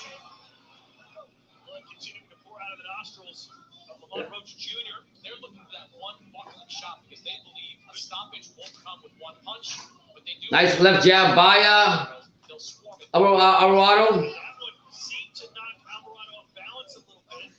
Alvarado's come forward. Roach threw a nice shot. Nice right shot by Roach. Alvarado's coming forward. They're both men in the middle of the ring right now. Roach is throwing through 1 and 2 combinations to the body of Alvarado. Alvarado's threw a right and a left. Nice couple of jabs by Alvarado. Nice jab, uppercut by Roach. Roach going to the body, throwing quick punches, but both men are exchanging punches. Right now, Alvarado's missing a lot of his shots. And Roach just caught him with another left to the body of the face of Alvarado. Man, this fight right here, man, I don't know what to tell you, man. I don't know what to say about Roach. I don't like his style, man. If he fights this all the time, to me, I don't like it. It's good. He's doing his thing. But, I mean, Roach is trying to get him to fight. This whole fight, he's been fighting off his back foot. I mean, he hasn't pressed the fight as much as I thought he would. He stood there, and he stayed there, and he actually he literally like stayed in front of Alvarado and used his quickness and feinting to try to get away. And he's doing it because Alvarado's an older guy. But for the Roach, he's going to come up again after he lost to Herring. He's going to show me more. He is a talented fighter. I hear it all the time. But to me, I see with my own eyes. I don't like his style of fighting. I like the pressure fighter that comes forward, throws punches, lands, keeps going, and don't give you no time to breathe. I don't like Lamont approach. If he wins, so be it. Again, Alvarado came out with a quick he came in with 3 quick left jabs, and then came with a right. Lamont Roach just threw a soft jab to the body of Alvarado, nothing doing. Alvarado just coming forward again. Lamont Roach threw 3 left jabs, nothing doing. And again, Alvarado pressuring the fight. Roach in the high guard. And anytime Roach is in the high guard, he literally goes to the body of Alvarado, but it's not hurting him. Mannix got it 78-74 for Roach. Motherfucker don't know what he's talking about. Roach is sitting there on his punches right now, but I don't see him dominating the fight. It's a close fight. I mean, Alvaro's missing a lot, and Roach is actually catching him. But to me, he could be doing more. He's a younger fighter. He should be doing more. He's not doing shit. That's just my own opinion, guys. Alvarado coming miss with the left by Alvarado. No, don't get me wrong. Roach is making a miss, but Roach ain't doing much. Look at that. Another shot. Both of them are switching back and forth. They're going back and forth. Nice shot by Alvarado, answering back the shot that Roach gave him. Left jab, the right miss by Alvarado.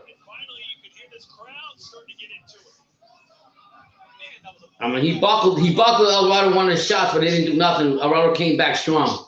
It's still coming strong.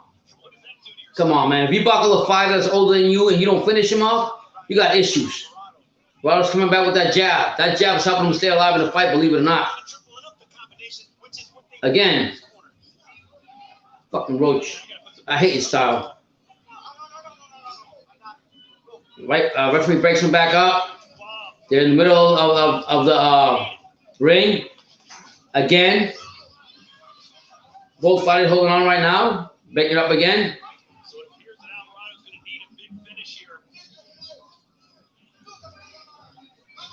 Nice jab by Alvarado. Alvarado's tiring out, and Roach is coming forward. But, I mean, finish him off, man. Finish your punches. Fuck you waiting for? 19 seconds left in the 7th round. I mean, 9th round. Where the hell am I been at? 9th round. 19 seconds left in that 9th round for the 10th round. Here comes Roach throwing comments to the body. He's catching 1 or 2 punches to the body by Roach.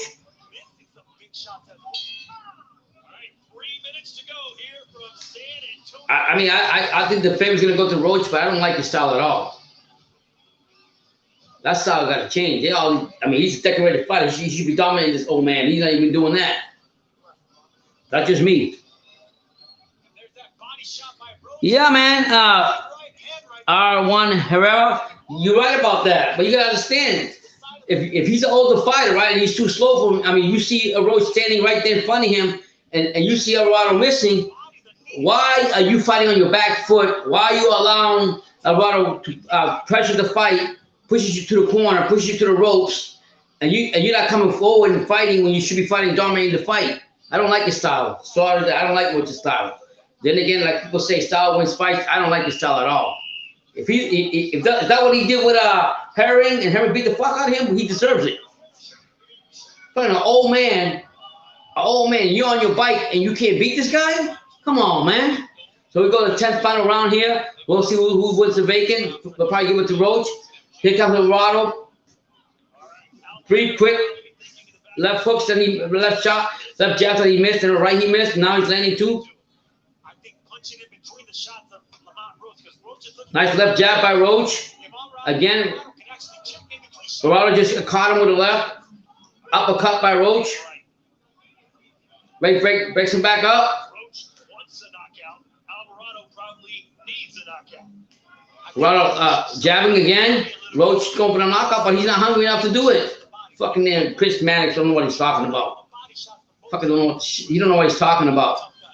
But Roach's style sucks. I don't like it. I'll tell you that right now. If he fights like this and he's passive, he freaking sucks. You're fighting an old man that you should be dominating. You ain't even dominating this guy. Nice shot by Alvarado. Alvarado's coming forward. Both fighters in the middle of the ring. Left jab by Alvarado. Roach comes forward, throws the comments to the body. But again, Alvarado answers back with the left. And here comes Roach going to the body again. Nice jabs by Alvarado.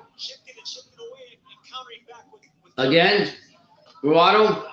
Nice left hook by Roach. Nothing doing. Both men are holding in the middle of the ring. Referee breaks him back up. Nice left jab by Roach. Nothing doing again. Roach backs back up. Alvarado goes to the body. Roach pushes him back to the first time I seen him push Alvarado back in the whole fight. Yeah.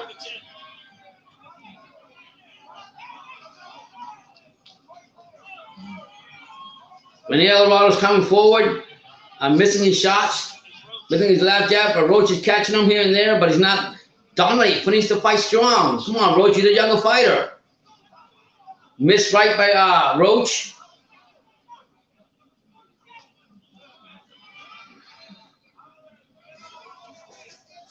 .38 seconds left in the 10th round.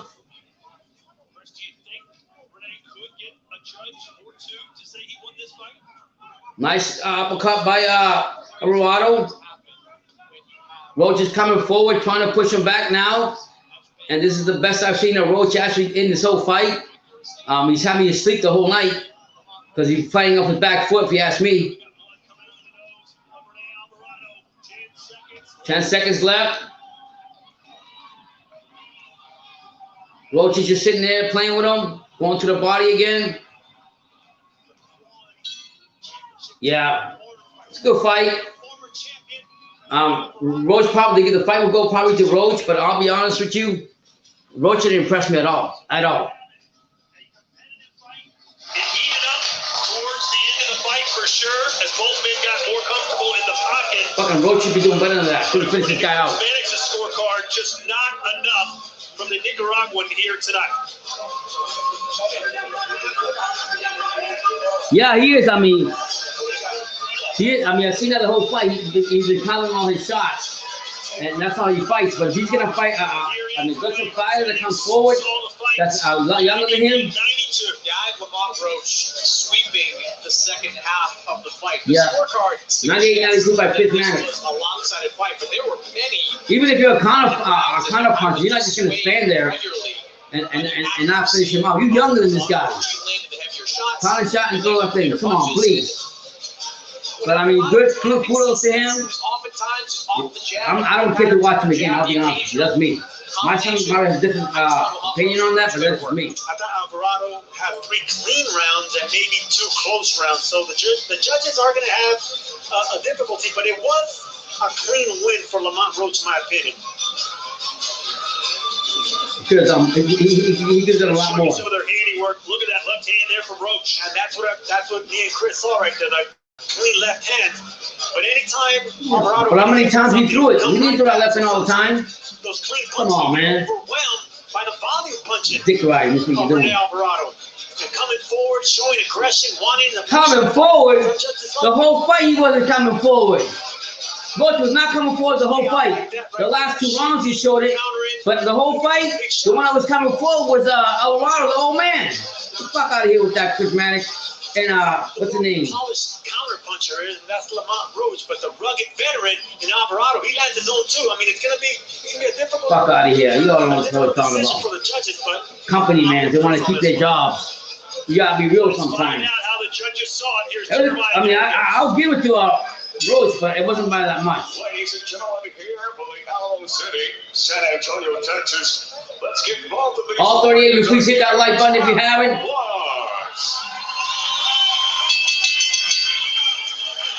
And now we go to the judges' scorecard. Here are the totals. Judge Javier Alvarez scores his bout 100 to 90. Judges Wilfredo Esperon and Judge Ursulo Perez have the bout 98 to 92. To the winner by unanimous decision. And now crown the new WBA NABA Super Middleweight Champion, the pride of Maryland, USA. Yeah, Lamont won the WBA NABA with a Intercontinental belt. Featherweight. Yeah, I think the judges got it right. I mean, Lamont Roach won the fight. I'm not discrediting that, but I think that don't sit here, preach Mannix and. The accuracy of Lamont Roach was a difference maker. Now, as Alvarado is undoubtedly disappointed, goes back and watches this fight. Listen, man, I agree that he won the fight, but I do not agree with these thick line commentators saying that he came forward, he did this, and he didn't do shit. Even the old man was pressing the fight the whole fight. You would tell me that he threw a left and he was going forward. Fucking only went forward the last 2 rounds. Fuck out of here. I don't like the style. I'm sorry. I mean, that's his style of counter punch. That's what he like. I don't like that style. I don't like that fucking style. It's fucking soft to me. You from Maryland? You better wake the fuck up. Because the only thing get harder for you. But congratulations, you won. Yeah, that was good. I mean, Alvaro, the old man was pressing the fight most of the fight. I'm not saying he won the fight. He missed a couple of shots here and there. I just don't think that the way these commentators from the zone are actually calling the fight. They're full of shit. Fuck out of here. The punches and bunches. He threw a bunch of punches. He threw a few punches here and there. And yes, he's winning. Crispier shots, but don't make it sound like he dominated the fight. He didn't do that. Please. All 29, you please hit that like button. I don't like a company man. I call him company man because they call the fight in favor of the fighter. His style is different. Yeah, he's a counter puncher, but please don't sit here and make it sure he dominated this old man because this old man was coming forward the whole fight. Fucking he just sat there like a bitch. A young talented fighter like you, no wonder you got your ass kicked by Heron. I mean, for Alvarado being as old as he made it a fight. I mean, he was coming forward, doing his thing, but he was making it harder for Roach. And sure enough, styles win fights, like everybody says, but I see why he got his ass whooped by Herring. I mean, kudos to him. He won the, let me see if they're going to talk to him.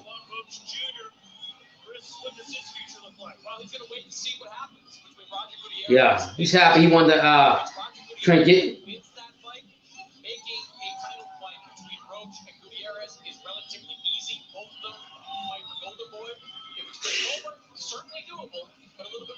Fans love him. God bless him. I mean, both fighters came out healthy. But please, I don't like his style. Sucks. Here goes the fucking copy box shit. Amaro's threw 316. Rene Araujo threw 399, almost 400 punches. And 39% were landed by Roach.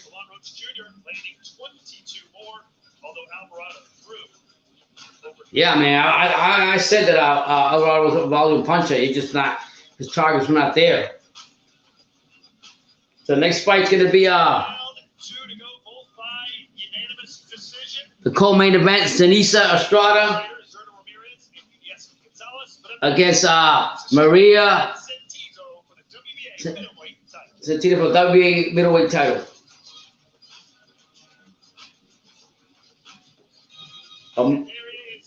WBA minimum championship, Estrada versus Michael Santizo. Super bad, man. She got her cape on. She ready to go out there. Seek and destroy. Thank you all for being here. All 27 of you guys. Really appreciate it. Making this better for me.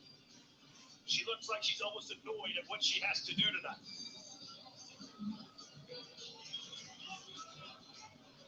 She is the champion and one of the best pound-for-pound female fighters in the world today. Or do you disagree with that statement, Chris? No, I think she is. And I think she has as much star power as any fighter in women's boxing. Not only is she champion at 105, a title holder at 108, but the ability to kind of shift between 105, 108, and 112 gives her the flexibility. She really focused in the fight. You see it in her eyes. In and around those weight classes. She's got these red gloves on. Well, here we go. It is our co-main event. We jump right into the tale of the tape. For the WBA minimum weight championship of the world, Seniesa Estrada. The WBA minimum weight championship of the world is on the line. 5'2.5". That's 1 inch taller than Maria Micho Santizo. It's actually Seniesa is like 7 years younger. The first ever champion, male or female, from that country. Wow. Here's Here we go. And now, ladies and gentlemen, here from San Antonio, Texas, we are set for our co-feature attraction of the evening. 10 rounds for the WBA Women's World Minimum Weight Championship. Introducing to you first, the challenger from Guatemala City, Guatemala, la imparable Maria Santizo. From Guatemala. Got white shirt on women deal with white trunks on. Blue gloves on from Guatemala. Maria Santizo. This is Santizo's 10th pro fight. It will also be the first fight she makes any money on. She told us this week she didn't make a nickel in any of her 9 previous fights. In fact, when you factor in travel and training costs, Santizo has spent around $30,000 on expenses. She says, though, she doesn't regret it. If she didn't spend that money, she wouldn't be here in this position today. Wow. Well, crazy how boxing works, man. These fights. But he's here. Listen, I remember making $600 in my pro debut. It's crazy, man, how some of these fights, what they got to go through, and how they got to make it up with this aluminum male. Several of her fights she had to effectively put on by herself, renting out ballrooms, finding opponents, paying opponents. So she's in the ring right now. She's got black, with blue gloves on, blue and white jacket on, blue and white trunks on. She spent $30,000 of her own money to even climb to get a chance over here. I mean, it's crazy. This is the first fight she's gonna make any money on. You believe that? And now, ladies and gentlemen, set to make her ring walk, the champion, hailing from East Los Angeles, California. You already know. Super Brad, Seniesa Estrada. Here she comes to the bad Estrada.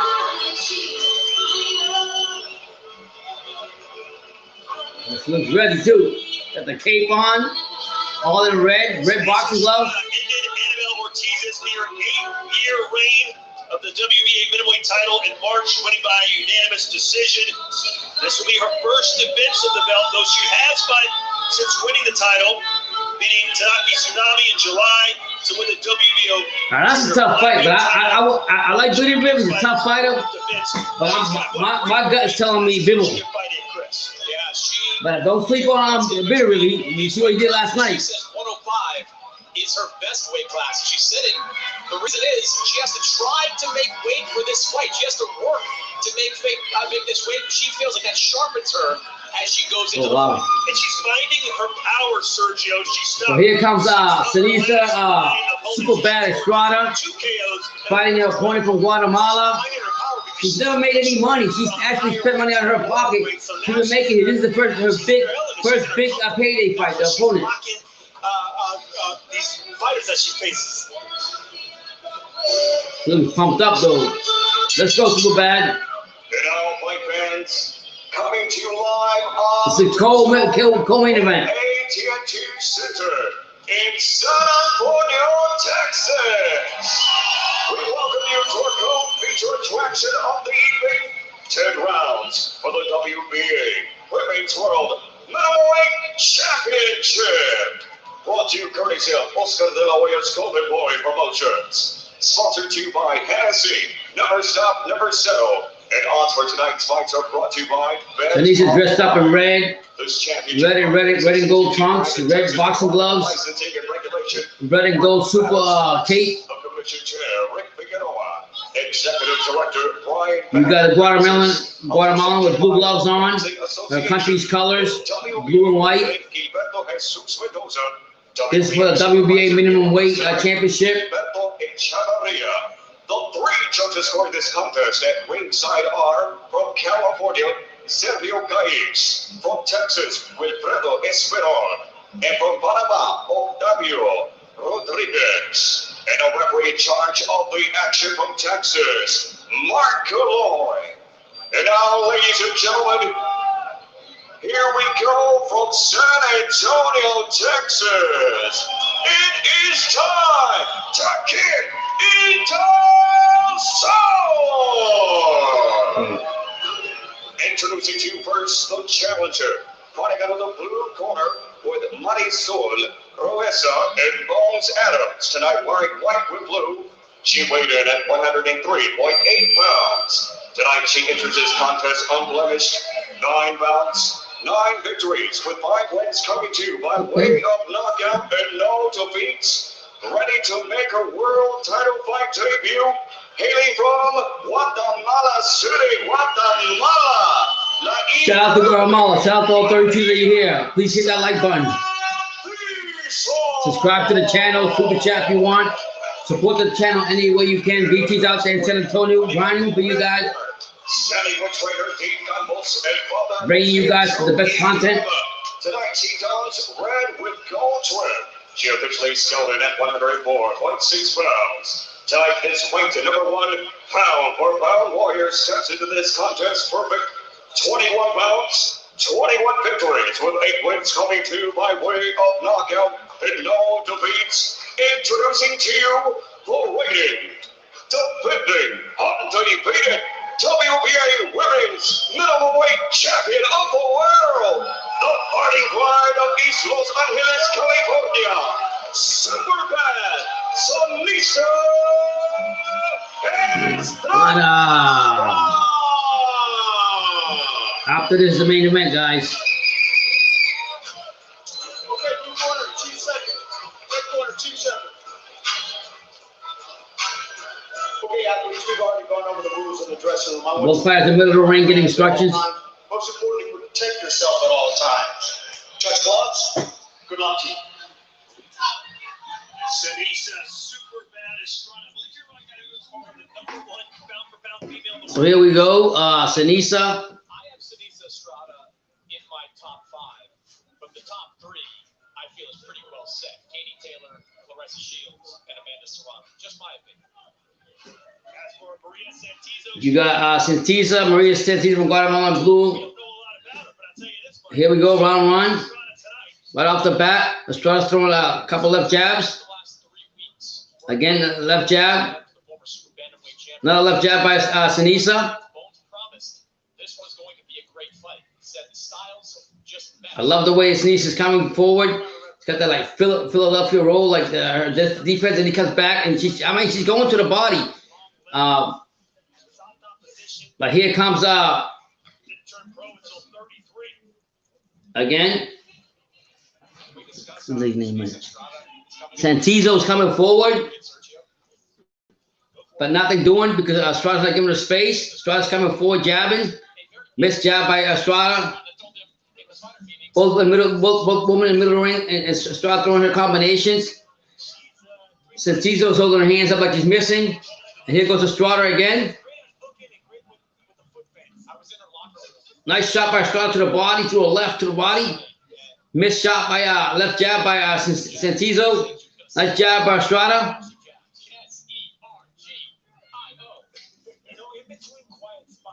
Santizo's pressing the fight, but Estrada's fighting off her back foot, throwing combinations to the body. Push Santizo back again. A nice combination by Estrada. Go to the body, right and left to the body. Good shots by Superbad. Uppercut by Superbad, and she's backing out. A left soft jab by Santizo. Santizo's coming, go through, miss over right. But then again, Superbad come back to answers. There we go. And Santizo's pressing the fight, I ain't gonna lie. Very confident, very comfortable in there.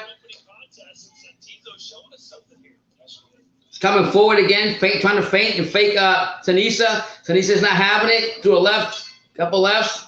What a first round for the Seniesa.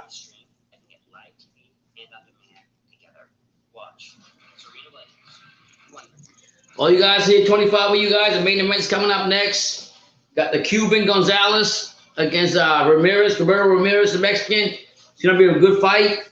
I got Ramirez winning the fight, but I won't sleep on Gonzalez. Gonzalez is not as active as Ramirez. But I just think the more polished fighter, in my opinion, is Ramirez. But I won't sleep on my opponent.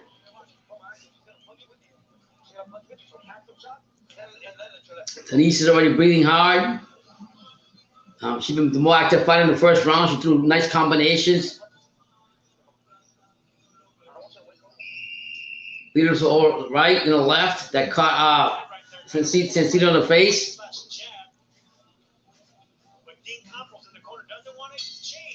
Round two. Here comes Seniesa jabbing again, left jab, then a right by Seniesa. Again to the body. Senesa's throwing a lot of shots, but so is Seniesa. Senisa's a little taller fighter. She's in a high guard. Oh my God, Senesa's going to that body.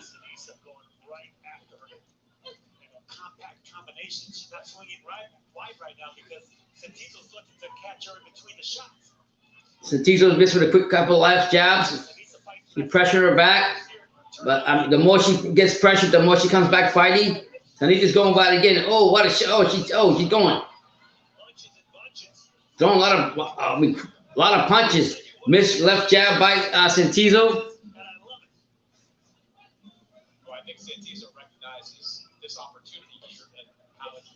Nice left jab. Senisa's going to the body. Throw three punches to the one of Sentizo. Sentizo just missed over left. Missed over right by Sentizo. And Seniesa going forward and the active punches she's got, the volume punching is actually landing to the body of Sentizo. Oh, she's not stopping. She's not stopping at all. Sentizo's in a high guard trying to block them all. She pushes her back to get some space. A feint by Sentizo to try to fake Seniesa. It's not working. So he's going to go to the body again. Pushes her back. She's got a nice left jab to the body of Estrada. Again, Estrada's going to that body. Up. She's throwing. She's swinging. She ain't stopping. Looking pretty good, to be honest with you. I mean, they're both duking it out. Sentizo's just being patient, trying to catch Estrada, make a mistake. It's not happening. 2-0. I got it, Seniesa.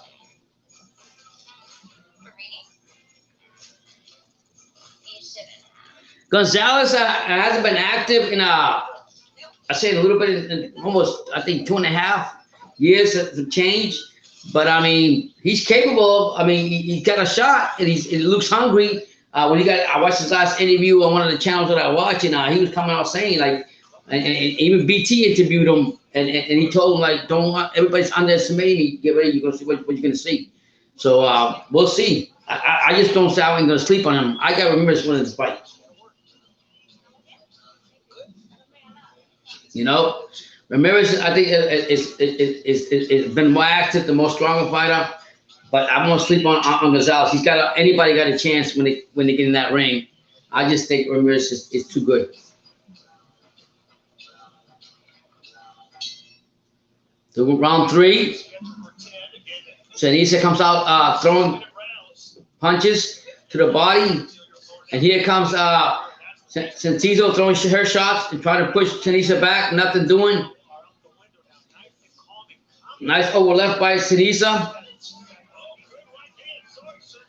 Oh! Seniesa just knocked down Sentizo. Knocked her down, cold. Get back up. She's stumbling. Wow. What a shot.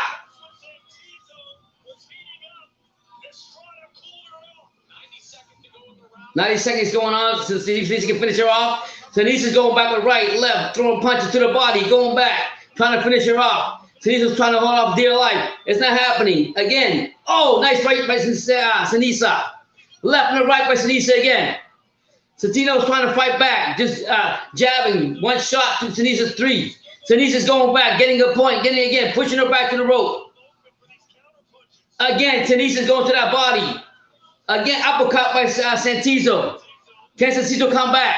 Does she have the will? Seniesa's going out, trying to win it. Oh, again to the body. She's got Sentizo by the ropes. Pushing her back. Again to the body. Hitting that left. Over her left. Sentizo, oh, another left by Seniesa. Seniesa again, going to the body. Sentizo missing an uppercut. Trying to get Estrada, to make a mistake with the uppercut, but nothing doing. Missed shot by Sentizo. So Estrada to punch herself up, but she's coming forward through a quick jab, through her right, and buckled Sentizo to make a lunge. Wow. Estrada's coming. What a fighter. Oh, Sentizo's good for her, but she can't handle Estrada. Estrada got by the ropes. Wow. What a shot. Caught her with her right. She can't even stand up. Wow. What a shot by Seniesa. Made her buckle real quick. Pushed her back. Wow.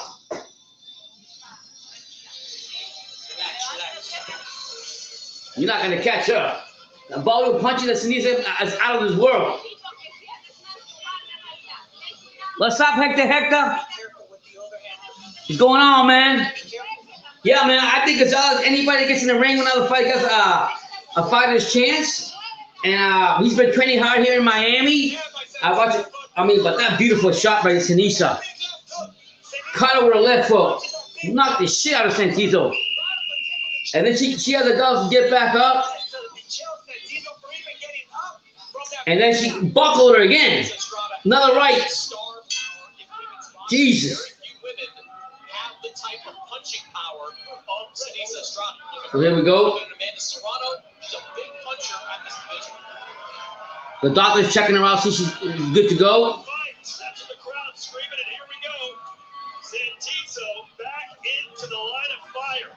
Here comes Sentizo, threw all the right hand that missed. Estrada coming over to the neutral corner, looking at us, looking at me. Estrada managing, checking her distance out. What she's gonna do? What can I do to finish her off? Yeah, not a great day for your argument. Oh, Sentizo came back, going to the body, trying to catch Seniesa. Seniesa's up on the high guard, backing up, backing back up. Again, Seniesa comes forward. Sentiesa fighting back up, respecting Sentiesa, keep throwing a wild shot, but so is Seniesa. Seniesa's not having it. Being the stronger, faster fighter, the more athletic fighter. Her punches are getting there first. This left jab by Sentizo. If you love Clarissa Shields, you love Katie Taylor, But if you can have a female fighter that's a closer, that's a knockout artist. Here comes Seniesa answers back with a combination to the body. It is. And that's why Another combination by Seniesa. A left and a right. Seniesa's throwing 3 punches to the one that Seniesa was throwing. Again, Seniesa goes forward with a left jab. On a high guy. Another left jab by Seniesa. And she's catching her again.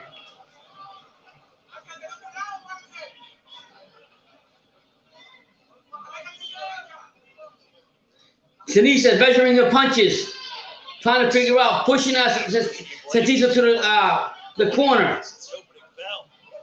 Oh, nice shot by Seniesa that caught Seniesa. But Seniesa answered back. Seniesa trying to counter with that left hook, check left hook. Now she's turning southpaw, which you'll see often, going lefty to right. Oh, what a shot! Turn southpaw and caught her with the right.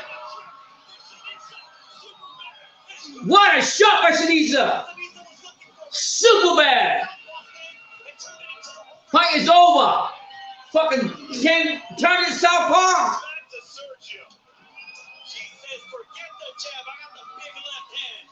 Turn southpaw to that left and caught her again and knocked it down. The referee stopped the fight. She ain't playing. Seniesa ain't playing, brothers. All you women out there, you don't want him to Seniesa. I'm telling you that right now. Her volume puncher is out of his mind. Wow. Switch southpaw and caught her with a left, and that was it. Boom. Everyone is up on their feet here in San Antonio. They love this fight. And kudos to Maria Santizo. I mean, she just fought a fight, but she wasn't that skills, pays the bills, and she wasn't the same level as Seniesa, but respect to her. Gave it her all, but super bad was just too bad. But at least she got the biggest paycheck of a fighting career, fighting Seniesa. Something she hasn't done in Santito's career, so I'm happy for her. She didn't win the fight, but she won a nice big paycheck that she deserved. Is now 22-0 with 9 knockouts. And Sergio, she's 29 years old. She is peaking right now. No, I actually asked her that because. Wow, what a fight! I want to know when the prime of a woman is in boxing, and she says, "I haven't hit it yet. I haven't hit it yet. I'm still stuck." Yeah, what's going on? now 1000, God bless you, man. Hit that like button. Thanks for being here. Just trying to do the best I can, man. But let me tell you, man, she's switching from orthodox to southpaw, and Santisa just walked into her left, and she just knocked her out real quick. Wow. She ain't playing. Seniesa ain't playing. Those volume punches from going to the body, to the face, did a lot of damage to Santisa. And through the whole fight, what I've seen was Santisa was throwing 1 punch to Senesa's 3. What a fucking left punch. Jesus. Well, that's the first one. No, God. Oh my God, buckle it again. Ew. Everything was just swept away with that big check left hook, but then she took Jesus, she got the shit out of her. Damn, you can hear it. Pow! Wow, what a shot. But God bless Seniesa. God bless Santisa. She got the biggest payday that nobody's ever paid her. She got her opportunity. She didn't win the fight. She didn't get the title from Seniesa too bad, but she did get a paycheck that she paid out for all the time she spent to get where she's at. They want the attention. They're getting it with knockouts like that. Wow. I don't know how much money. The official time comes to 1:51 in round number 4 to the winner by KO and still the reigning Seniesa. Another belt, another strap. Seniesa Estrada. People are going crazy. Love it up, Seniesa. Entertained. Yes, I was. I think everybody here was entertained. They're on their feet. Is this not what you are looking for? Both fighters beating the ring to give a hug to each other. She's going to the corner. You know you made it big time when you get the Chris Mannix treatment as Fuck he's in the ring Chris now, about to speak to the WBA minimum weight champion, Superman. They're gonna talk to Seniesa right now. I don't know how much money she got here, but at least she got more than she had before. God bless her. Exciting, entertaining fighting. Kudos again to Santizo for showing up. Well, in order to have an exciting fight, you have to have an exciting dance partner. Santizo, she was in this fight, landing some clean, sneaky shots, like that uppercut right there. But Seniesa Estrada shifting from lefty to righty, looking for the big shots. Getting caught right there from Santizo, which is what Dean Campos told her to watch out for. Big left hook right there from the southpaw stance. That's what Estrada's known for, shifting from lefty to righty. Damn, man. Total dominating fight. I ain't gonna lie to you. Not forgetting the body shots. She's only getting better and better, man. Shout out to Seniesa. In between those knockdowns, you can see Santizo landing power punches of her own. We all can see that, and so did Dean Campos in the corner of Estrada. That's why they warned her not to exchange the punches. She was looking for the Damn. from the southpaw stance. Just an incredible knockout by Seniesa Estrada. So her highlight reel continues to get more and more impressive. Of course, she does have the quickest knockout in female boxing history, 7 seconds. Oh shit! I didn't even know that. But this one more impressive. BT, better watch out if I knock the fuck out of you. And Chris Mannix. Seniesa, congratulations. You were nodding your head and smiling as you were watching those highlights. What did you think of your performance? First of all, I want to thank God for this amazing year. I give all the glory to Him. And thank you so much, San Antonio, Texas. Thank you, Texas. I love fighting here. And thank you to my promoter, Golden Boy Promotions. Thank you, Oscar, for just allowing me to live out my dreams. And it's amazing. It's amazing to just be here and represent women's boxing. And I'm trying to do it the best way I can to be a role model for everybody. What were you looking for in this fight? Because this was a firefight from the very beginning. You know what? I grade myself a C just because, like my trainer was telling me, you know, stay patient, keep your punches tight. But I knew I was gonna knock her she was out of class, and I was trying to do it too early. That's still pay the bills and I different level to fighting. I got the job done just how I wanted to. I knew I've been working on my southpaw stance, and I caught her in the 4th round with that overhead left that I've been envisioning in my head to knock her out with. So I'm glad that I actually did it. So walk me through that first knockdown when you did catch her and put her down for the first time. What were you seeing in those first few rounds that led up to that? You know what? I don't even remember what punch that first one was. It was just my reaction. I just like, oh, it was a hook. Okay, it was a hook. And like my trainer was telling me to do, keep your hook tight in the inside because it's gonna land, and it's gonna land flush. So I finally did, and boom. Were you surprised that she got up from that first shot? Yeah, I was very surprised how well she was taking my body punches as well. I knew Santizo was going to be a tough fighter.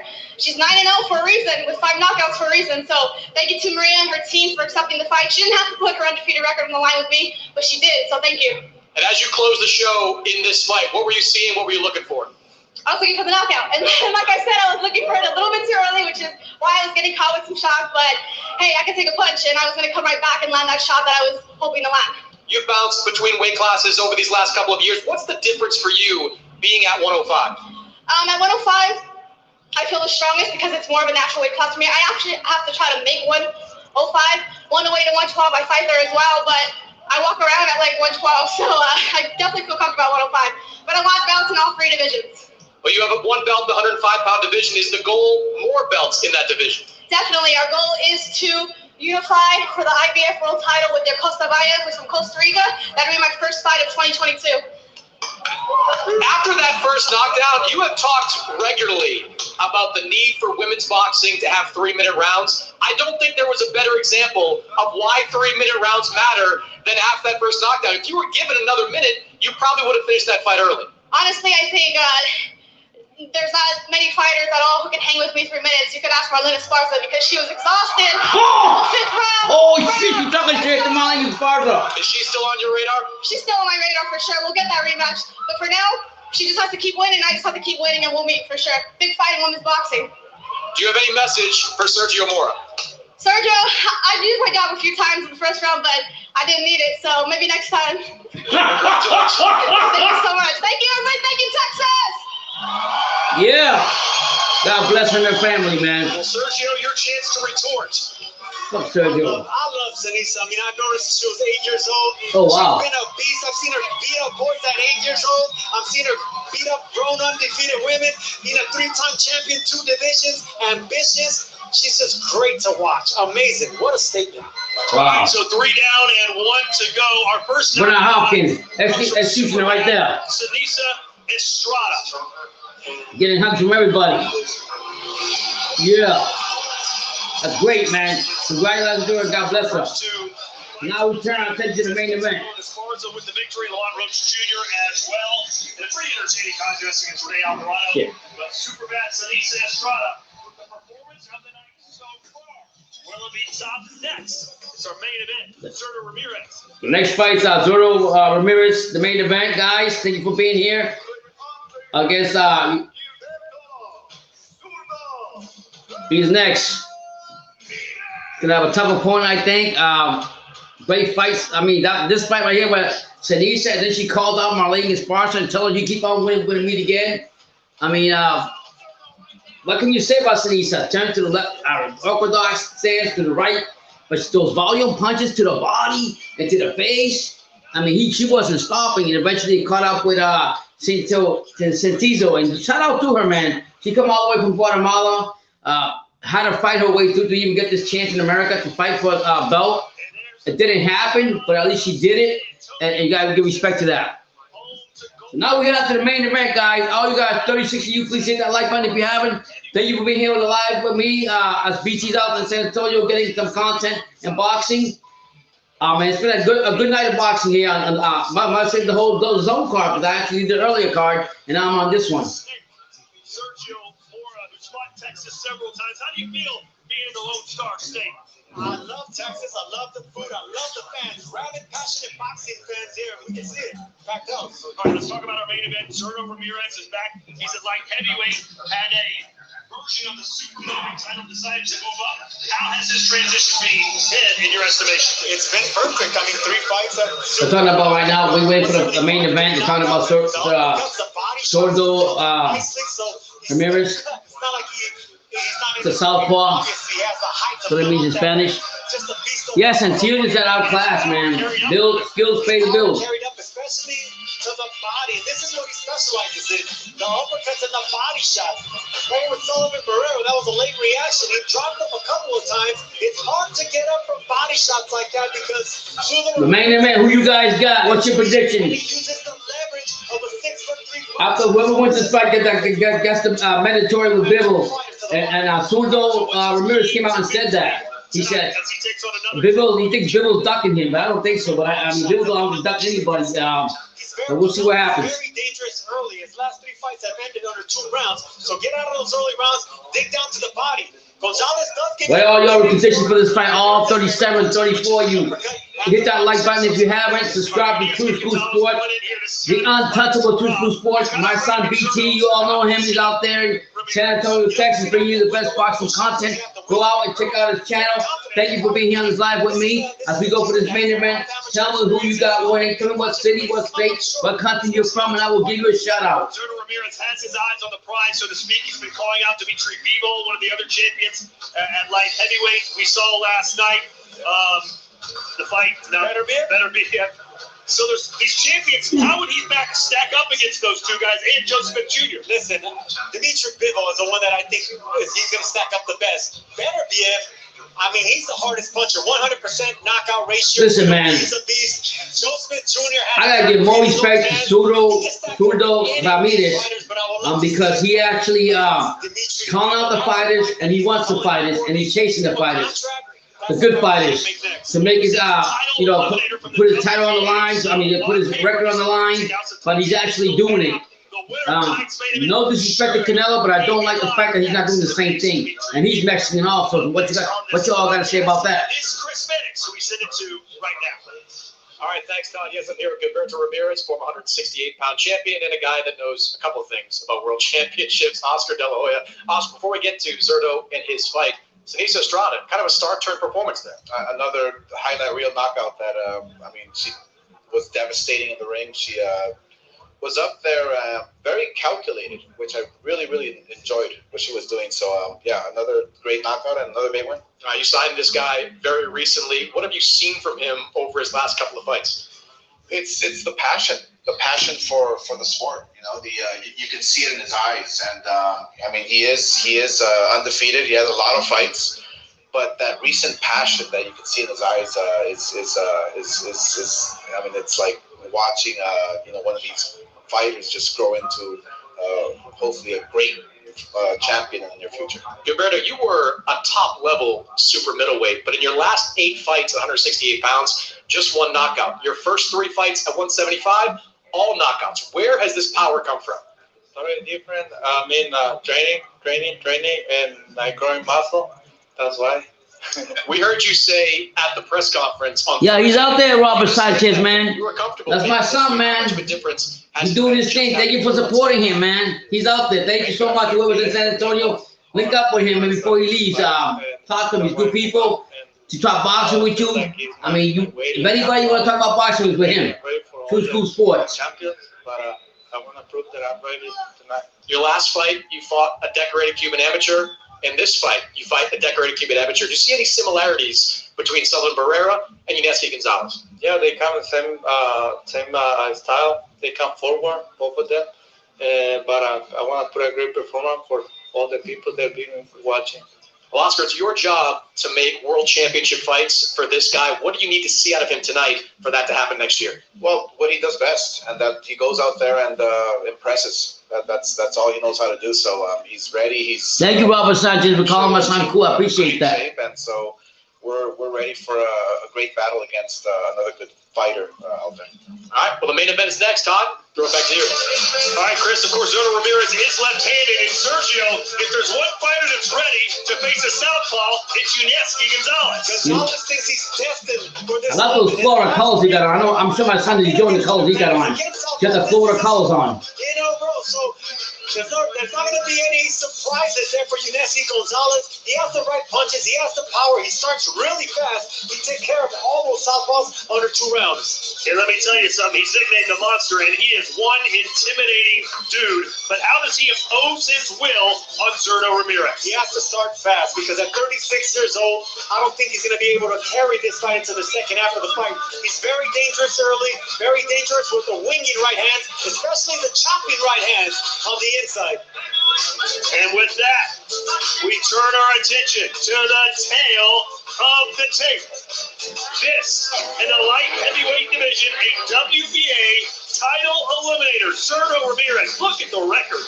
42 wins, no losses, 28 knockouts. He's 30 years old in his fighting prime. He's 2.5 inches. You guys, I'll give you my predictions of who you think is going to win this fight. Who your favorite to win? Reach advantage. 12 rounds.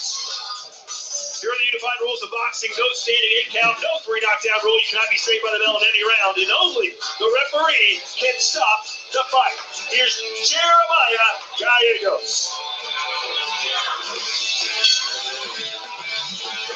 There you go with the main event. Ladies and gentlemen, from San Antonio, Texas.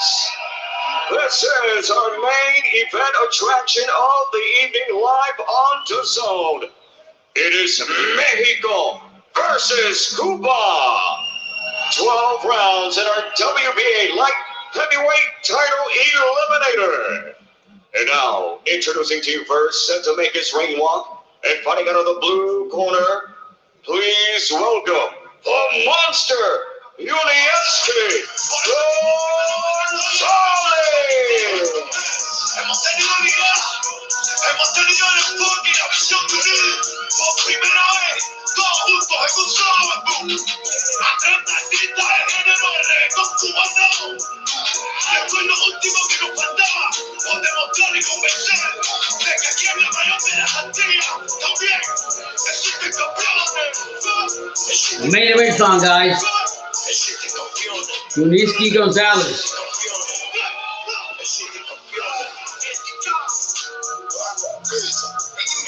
Got the Miami colors on too.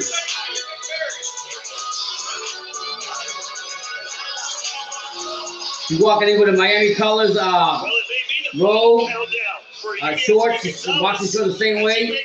Gloves are white. Looks like a big dude. I ain't gonna lie, man. 36 years old. He's huge. It's win or go home, but he thinks it's destiny. He's very animated as a fighter. He thinks it's destiny that he's fought 3 southpaws in a row. He thinks it's destiny that he's got this. Oh shit! He fought 3 southpaws and knocked them all out. Power to back it up. He just has to land something big early. I think it's fair to wonder what Gonzalez has left in the tank. His loss to Alexander Bustic was bad.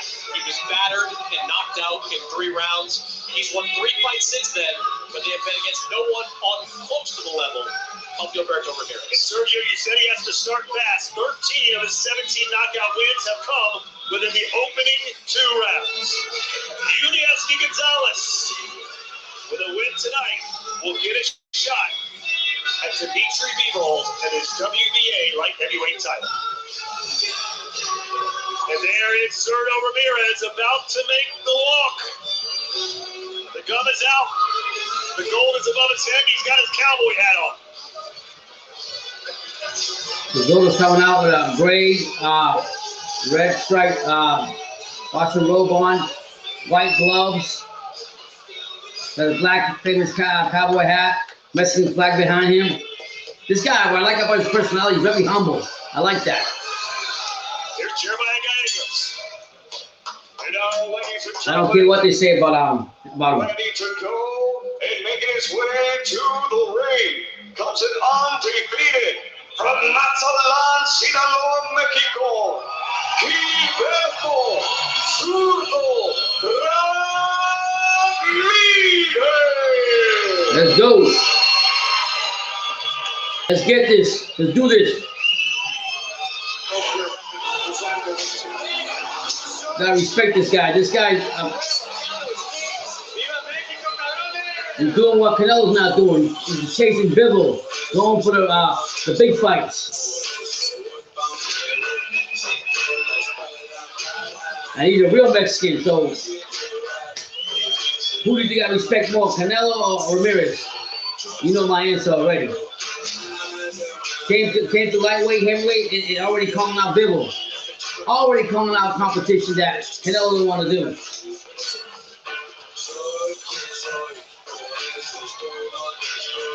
And I'm sure he respects Canelo a lot. They support each other, Mexicans, but you gotta respect what he's doing. I like what he's doing. He's going for the big dogs. He ain't trying to go ahead and fight cheap fighters, the weakest champion. He's fighting the big dogs. Something Canelo can take notes from, even though he's the king of boxing, supposedly. Away earlier this week. He's actually got some boxing boots he got. It's actually a dedication of a popular Mexican singer named Vicente Fernandez. Any Mexican, anyone that comes from Mexican lineage and blood will tell you how special Vicente Fernandez was. Yeah, Bellion, any of those fights you called out right there would be great fights. They're all Mexican-American, Mexican against Mexican. It'll be a war, but Canelo doesn't want to fight Mexicans. He even said that, so...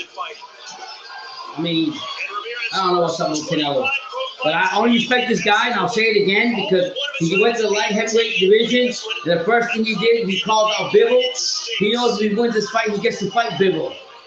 He's not running away from that. He's not running away from that. You can't tell me Canelo can't. Canelo's got all opportunities what he wants to do. But he wants to go fight a weaker cruiserweight.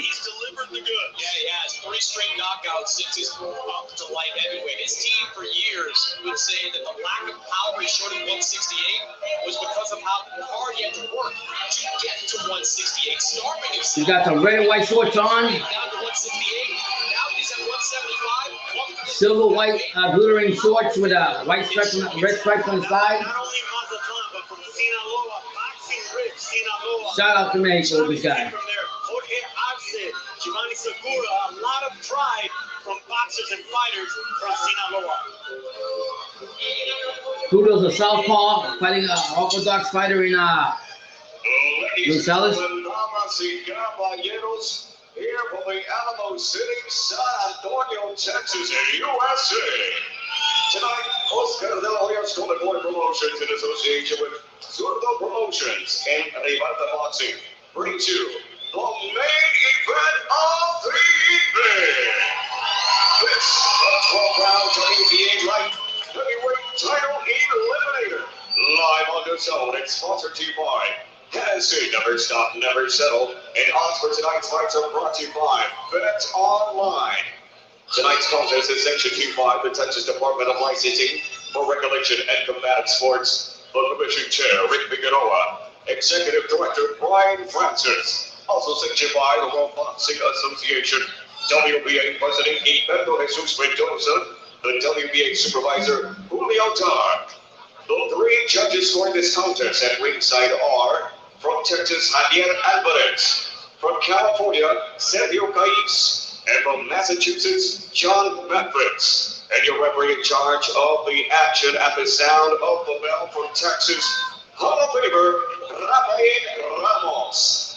And now, ladies and gentlemen, 2 diamonds, 1 ring tonight. Who will shine the brightest? Mexico, Cuba, San Antonio, and to the world. It's Golden Time! Here we go. Introducing to you first tonight, fighting out of the blue corner. Standing with trainer Yunieski Gonzalez. And also Osvaldo Rodelo and Henry Rivalta. Tonight wearing white with teal with pink and trim. He weighed in at 173.8 pounds. Tonight he steps into the ring with an outstanding record, 24 bouts, 21 victories, 17 wins, coming to you by way of knockout and only 3 defeats. Fighting out of Miami, Florida, USA, by way of Cuba, here is the monster, Yunieski Gonzalez. He was focused though. He fought 3 southpaw, knocked them all down, but not the same level as Zurdo Ramirez. Standing with trainer Julian Chua, Chris Wong, and Joanne Flores. Tonight, he donned silver with the red trim and took the scale at 174.4 pounds. Tonight, this Mexican warrior steps into this contest perfect as he dedicates his bout in the memory of Mexican icon, Vicente Chete Fernandez. His record, 42 bouts, 42 victories, 28 wins, coming to by way of knockout, no defeats. Here is the former 5-time defending super middleweight champion of the world, El Invicto de Mazatlán, Sinaloa, México, with the combo, Gilberto Zurdo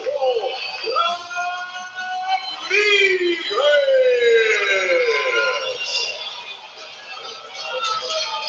Give me your last positions before the fight starts.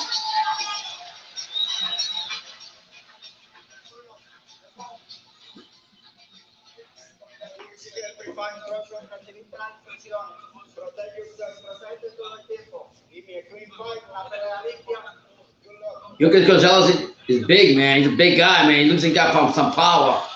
But I think down the road, I think that Ramirez is going to take him out. I just got that feeling. I think he's going to tire out. He's got built, bulky, tough guy. So here we go to the first round, waiting for the belt. Let's get it on.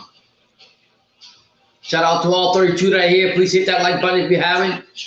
You got your Gonzalez. You got him with the Florida collars. Here goes first round.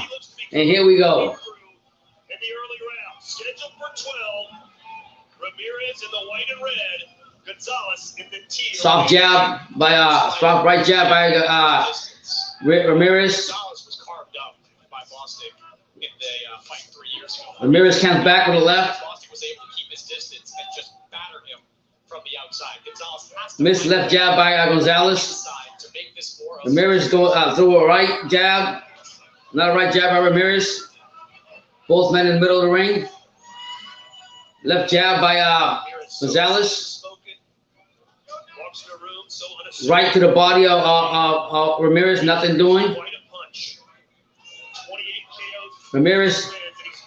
There he goes. Throwing combinations now. The Cuban start fast to do some beautiful combinations. It's actually rocked Ramirez back. Again, he's coming forward again. Ramirez is fighting, uppercut by Ramirez.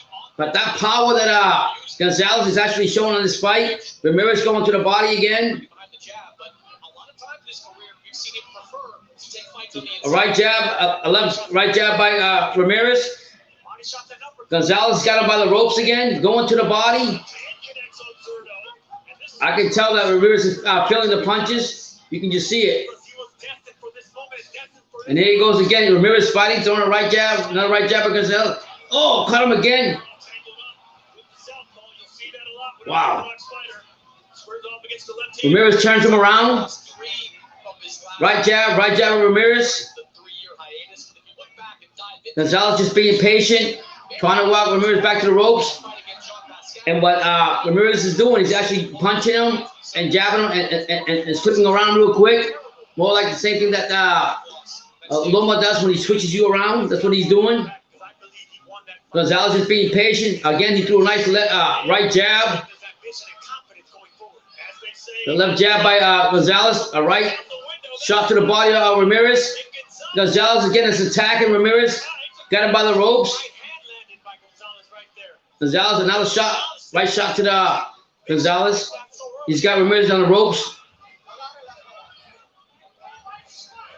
Again, what does Ramirez do? He comes with a left uppercut and then slides to the side. Uppercut by Gonzalez. Both men in the middle of the ring. Gonzalez got some power, but here comes Ramirez. He's got just caught a left hand from Ramirez. A right and a left body shots, and it's not even hurting Gonzalez at all. Wow, that's crazy. He's got power, man. He pushed Ramirez back a couple times, and he's being patient too. I guarantee you, I can tell that Ramirez felt those punches by the way he grabbed them right away. Gotta be careful. But I think if I was Ramirez, what Ramirez is doing, he's throwing that right jab, and then he's slipping around him. Like as soon as he throws the right jab, he turns himself around so he doesn't get a counter punch from this strong Cuban.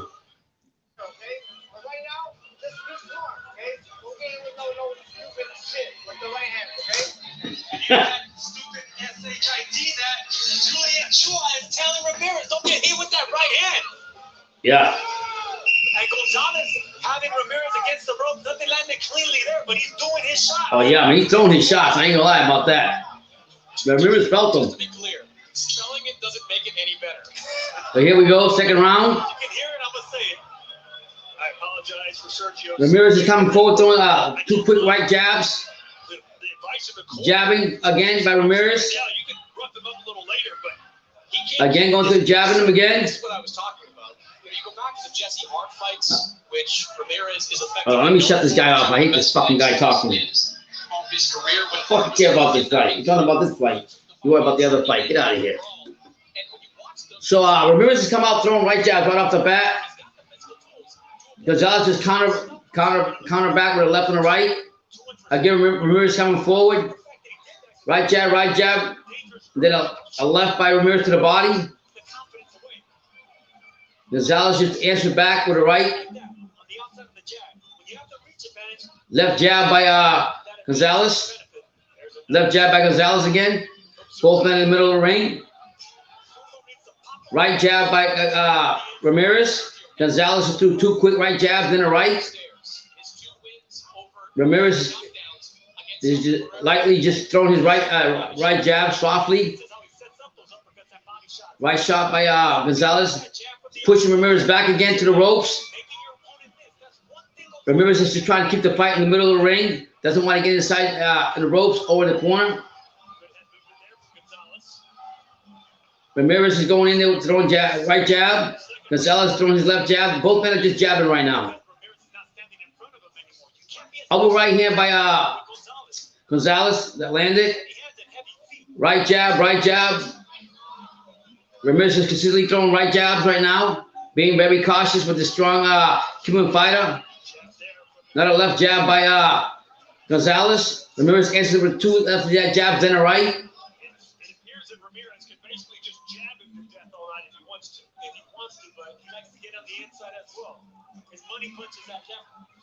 Gonzalez missed the right hand, but he's getting Ramirez in the ropes. Missed with the left. Right and the left by Gonzalez. Right off the bat, Ramirez holds him. Referee breaks him apart. Ramirez came with the right and the left. Gonzalez answered with his left and the right. Right to the body by Gonzalez. Miss a left jab by Gonzalez. Ramirez is going to the body, throwing jabs to the body. Gonzalez answers back with the right and the left. They're going back and forth. There we go. Going to the body again as Ramirez. Turning the Cuban around. The Cuban is answering with a right jab, left jab, and a right. He's answering back Ramirez. Get Ramirez by the ropes. It's been an exciting, actually a good fight so far. And kudos to the Cuban fighter. I mean, he's coming out there, he's showing his power and trying to get Ramirez in the ropes and go to that body. Up 35, you please hit that like button. And like I said, this is a pretty good fight so far. We're going into the third round, and it's been back and forth, back and forth. But I know that Ramirez is being a lot more cautious now because he's felt those punches from the Cuban when we first started. When you're exchanging with him, keep your defense sharp, all right? Okay? Remember, he can't keep this up, bro. He will not be able to keep this up. Keep everything sharp. Basically, Zurdo's corners telling him to keep he's not going to keep up with the pace of the fight. He's eventually going to tire out, and it's going to be the advantage to Ramirez according to his corner. So they expect Gonzalez to tire out.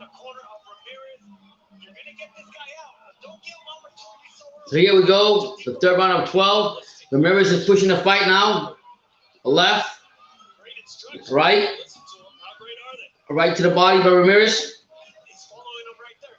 Pushing him again. He's got Gonzalez on the ropes. Nice left jab and the right by Gonzalez to the body. Ramirez is going to the body. Gonzalez comes out, turns him around. Ramirez turns him around. Nice left jab by Gonzalez. Another left jab by Gonzalez. Yeah.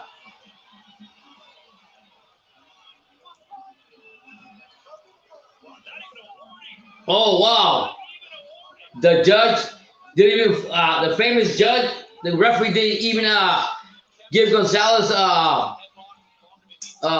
warning when he was actually had Ramirez clothesline with his hands and holding him. He didn't even give him a warning. He automatically deducted 1 point away from Gonzalez. I don't know what's wrong with these referees tonight. Here goes Ramirez. Ramirez going to the body a lot. Again, going to the body again. Ramirez going to the body.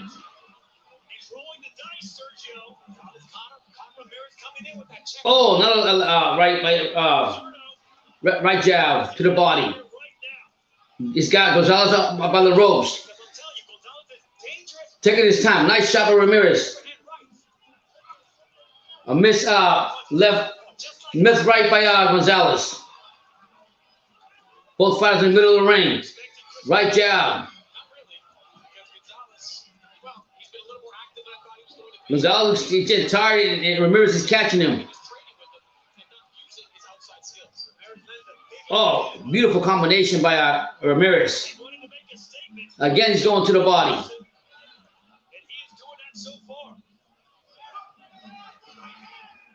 Again, right jab to the body by Ramirez. Gonzalez comes forward, throws a right and a left. He's got Ramirez by the ropes again. Throwing some punches, but he's missing a lot of his punches.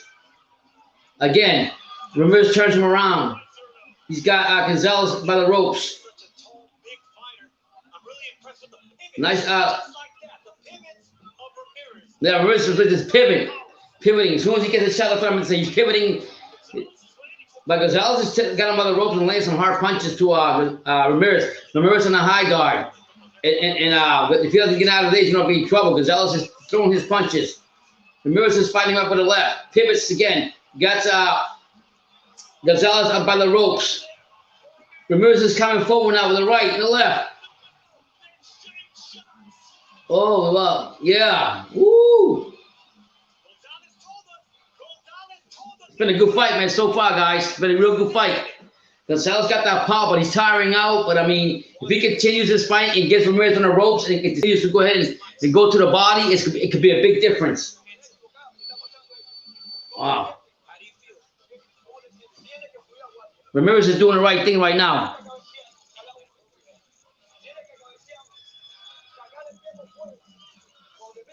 Yeah, he's getting tired already. I see that, but I mean, that's what Ramirez's corners are telling him. He's gonna gas out.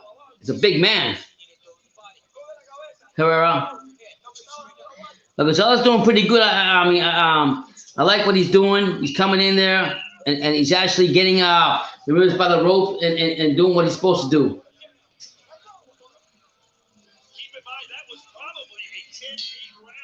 Yeah, man, these referees are crazy. In the last fight, at the beginning of this fight, the first fight they had with Marlene Esparza, the referee called 2 bad calls on knockdowns.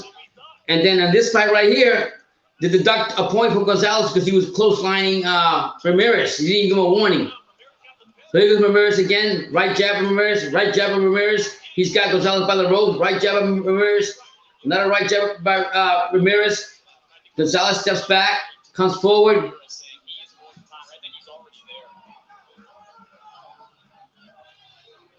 Ramirez again, right jab, right.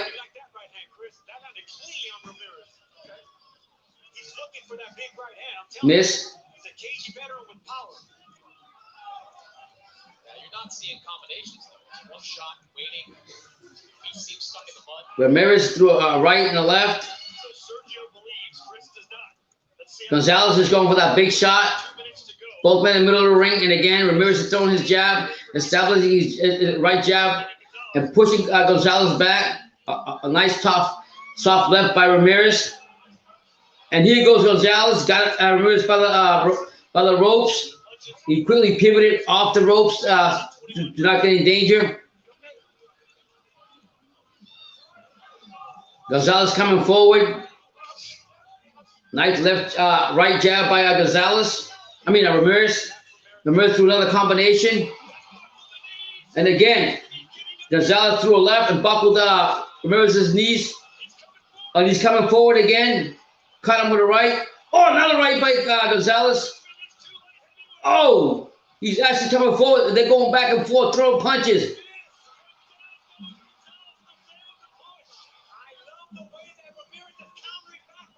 There you go. Oh, another shot by Gonzalez. They're switching back and forth. Ramirez coming forward, throwing that right, throwing that left. Another left by Ramirez. He's got Gonzalez by the ropes again. Gonzalez looks tired out already. He looks winded. Now he's holding on. Oh, man.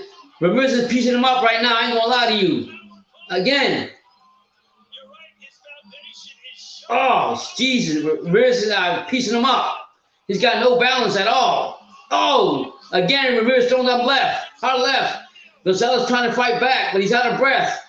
Ramirez is piecing him up, throwing combinations. Again, combination after combination. Oh, another shot by Ramirez. A left and a right by Ramirez. Got Gonzalez by the ropes. Another left and right by Ramirez. Gonzalez is fighting back. Zurdo's catching the clean shots. Left and a right. Left by Zurdo. Again, another left. Gonzalez is trying to fight for his dear life. He's got no balance. Wow. One more round, and I don't think Gonzalez is going to make it through. He came in all muscular. After the first 3 rounds, he got tired. He's getting beat the shit out of him right now. It's just like what Ramirez's corner said.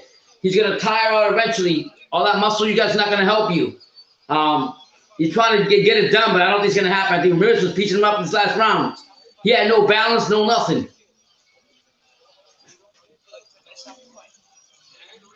Yeah, come on. Ramirez is winning this fight now. He's breathing hard. He's tired. He came out the first 2 rounds. He's got some power, but you can just tell he's tired already. Ramirez got this fight. All 47 of you, please hit that like button.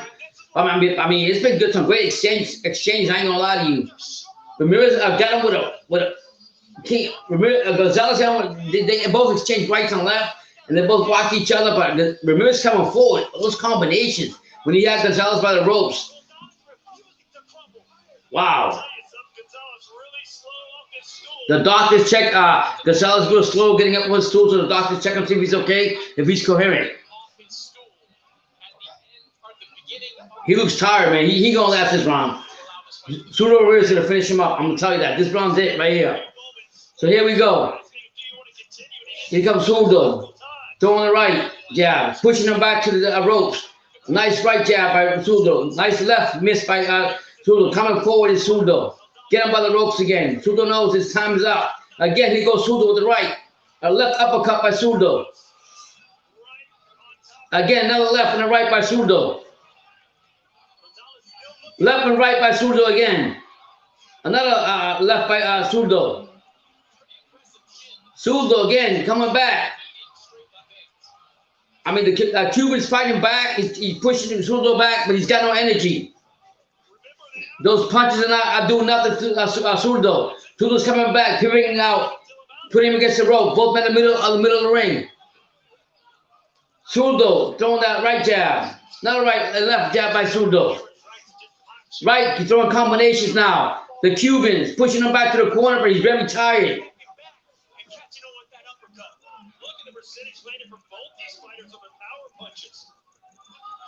The Cuban fighter's coming forward, throws it right. The left, nothing doing. Zurdo's coming in with that left, that right. Nice shot by Gonzalez. Again, combination after combination with Ramirez. The Cuban fighter is valiant, coming forward. He's got Zurdo on the ropes. Throwing combinations, going to the body, going to the face of Ramirez. Oh my God. Kudos to Gonzalez. He's actually piecing him up by the ropes. Again, he's got Zurdo there. Zurdo finally pivots out, but not after he got a beating for the Cuban. Zurdo answers back. Again, another right jab by Zurdo. Right jab. There's both men exchanging punches. Zurdo's coming in with that right jab. The Cuban answers back with the right jab himself.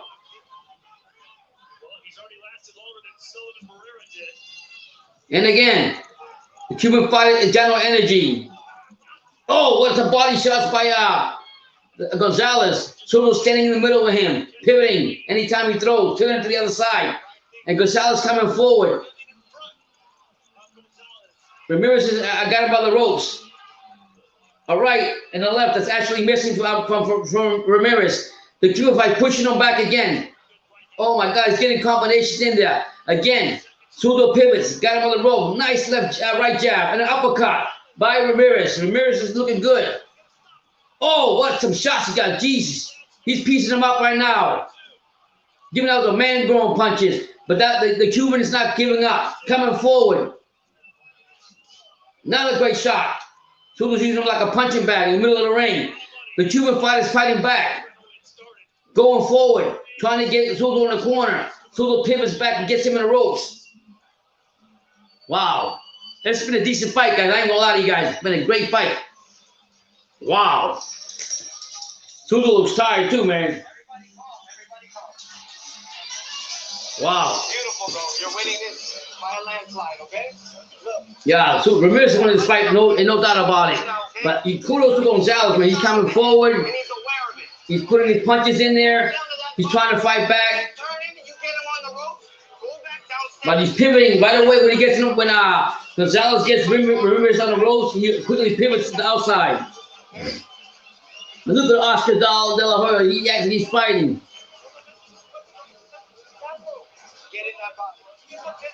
What a fight, guys. I ain't gonna lie to you guys. But now we're going into the, I'll tell you what round is coming up right now.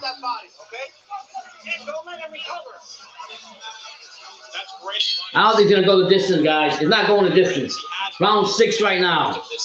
And here they go. Zurdo again going to the body. Gonzalez answering back, but Zurdo rocks him a little bit. A right jab and a left by Zurdo. Gonzalez will slow down his punching volume. Pretty easy fight to score up until this point, 49-45. Gonzalez did excellent work in that first round. Since then, even with Gonzalez having his moments, it has been all Zurdo Ramirez. Yeah, Zurdo's been winning this fight. I mean, the Cuban's coming forward. He still got that power punch, punch's power to knock this guy out. But I mean, that's all he's got. Because right now, Zurdo's figuring him out, and he's tired out. But he's still fighting. He's still got that will in him. Respect to him. keep Gonzalez on the outside. Right jab by Gonzalez. I mean, Ramirez. Another right jab by Ramirez. Pushing the Cuban back. Throwing combinations. Not much coming back now. For Another one. Zurdo's throwing combinations. Right and left. Got Gonzalez in the corner again. Going to the body. And then to the body again by Ramirez. Cuban throwing 1 or 2 punches. That's about it. He looks tired. He looks beat down. I ain't gonna lie to you. He got fighting, man. He got the heart of a lion, a Cuban fighter that's not gonna go down easy.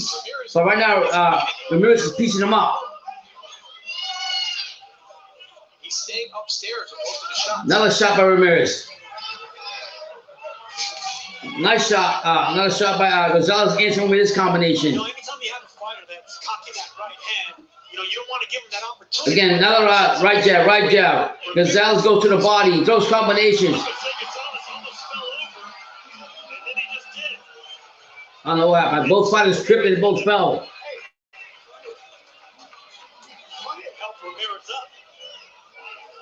Yeah. Gonzalez was tired, man. He actually was falling down and he pushed out. They both fell. So both fighters are in the middle of the ring again. Gonzalez comes to the right jab with a left jab. Another left jab by the Cuban. Not enough power in his punch again earlier.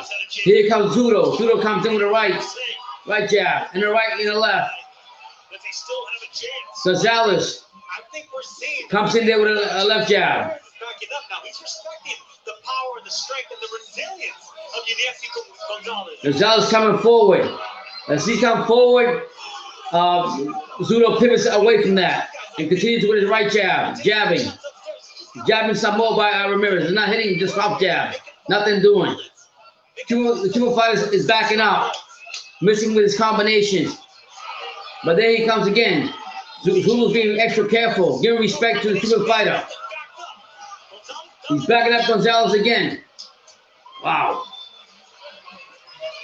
Good fight, man. But I got Ramirez win this. Joining us here tonight from San Antonio, Texas, home of... Great fight. All 46 of you, please hit that like button if you haven't. Give us your knowledge on the Battle of the Hour. I'm telling you, not going down. It's not going to the distance. I know that. It ain't going to the distance. You don't know anything about it. The guy's pretty bulky, pretty strong. But after the first 2 or 3 rounds, he's tired out. Tired out right now. Look at his corner.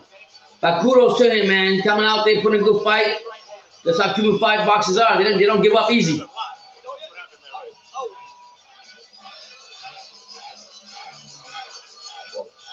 What do you guys got the fight score so far?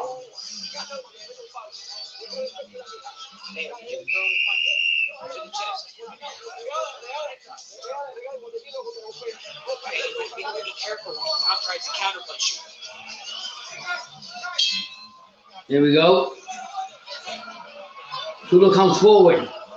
Right jab. It's got the Cuban Gonzalez by the ropes. At the end of the 4th. Another right jab by Gonzalez. Pushing the Cuban back. Again. Ramirez coming forward with the jabs. Them jabs. And then you throw a left. Punch to the chest of Gonzalez. Another left, right jab by Ramirez.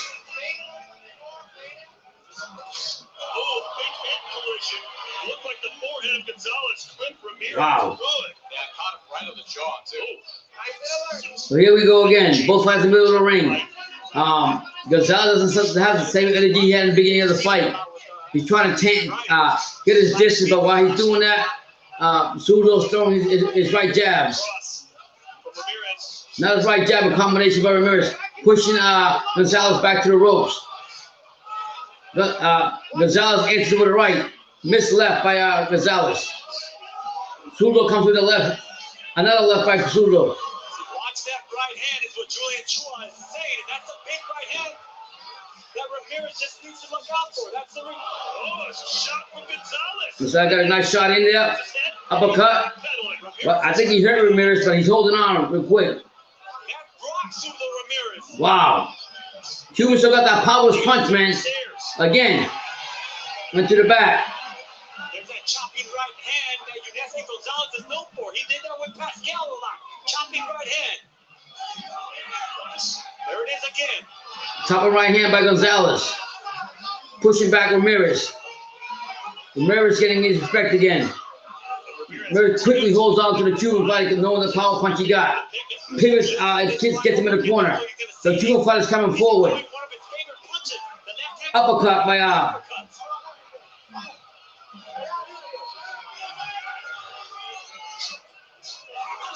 Ramirez got a tough opponent in front of him. I'm telling you that right now. This guy's built like a wall. And Gonzalez is coming forward, man. He's giving him a fight. And Ramirez got to respect that power. He already caught him a couple times. The whole thing is screaming Cuba. Gonzalez throwing a couple of left jabs. But the same thing Ramirez doing. Both men exchanging in the middle of the ring. Ramirez came forward, threw a combination, trying to push Gonzalez back to the ropes. Gonzalez tired, but he's up on the high guard.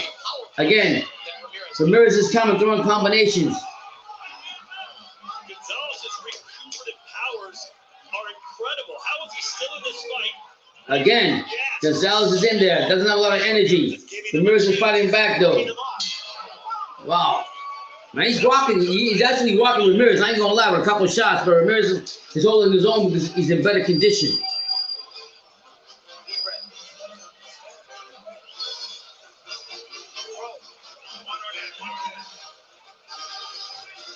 It ain't going the distance, man. I hope it does if you win your money, but I don't think it's gonna go the distance. And here we're gonna see the headbutt in slow motion. You get this a lot with lefties and righties, but wow. I don't know about that. I don't know about the betting stuff. Like a right hand person against the side of his jaw, and a headbutt is harder than a fist. It's like a wrecking ball. Wow. Ramirez got shook by that head clash and then that punch. Wow. Now you know why Ramirez was backing up.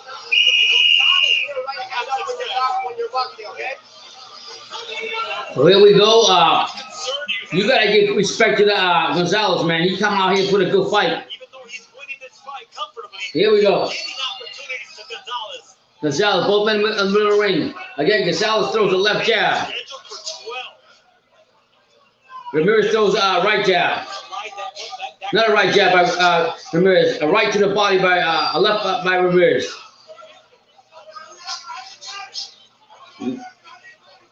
Another right jab by Chris Mannix's scorecard. Ramirez. Yeah, I've got 68-64 for Ramirez, but Gonzalez, nice shot by Gonzalez. First round. To Ramirez, push. Gonzalez is slowly back, pushing Ramirez back.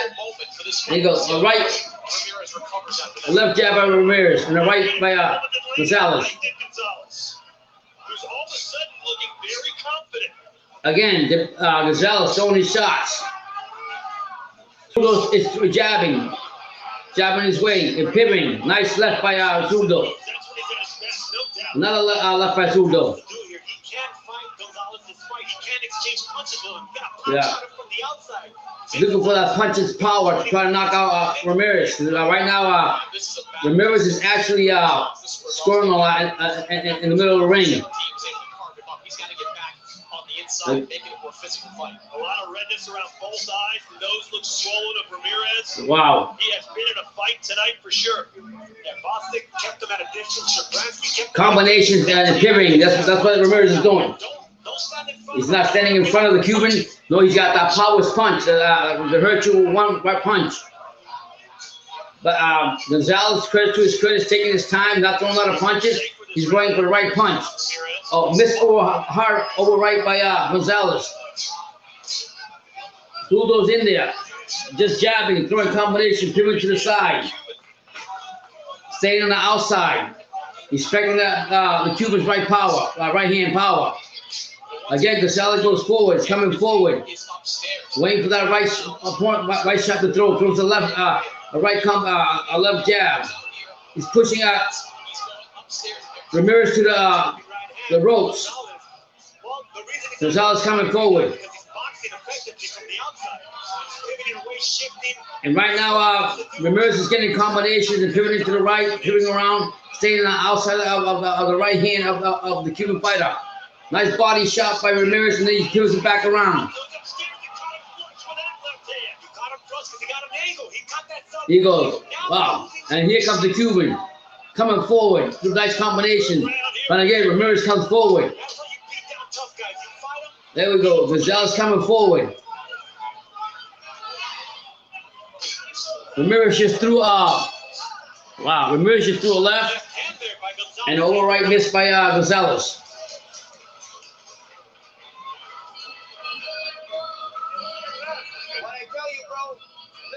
No, man, it ain't happening, man. Gonzalez is hoping to get that right, the lucky powers punch, the right punch somewhere in there, but I think Ramirez is too smart from that. And Ramirez, what he's doing, he's actually pivoting.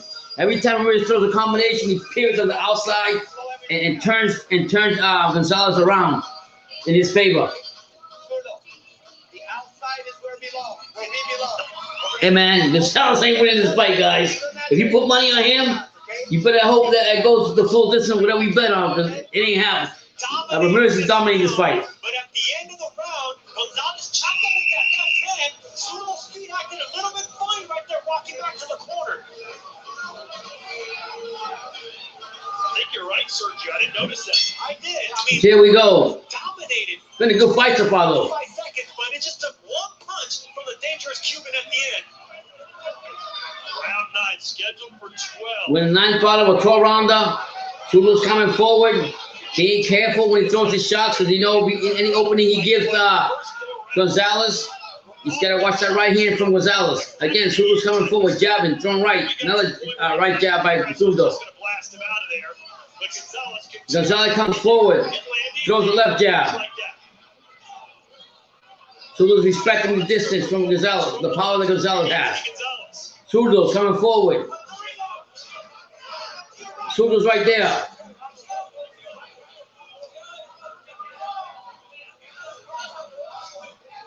Soft jab by Zurdo. Another soft jab by Zurdo. Right jab by left jab by the Cuban. Another left jab by Gonzalez. The eyes of Ramirez. Haven't seen it look like this in a long time. Well, we can see who the natural bigger fighter, the natural light. Both are just extending jabs right now.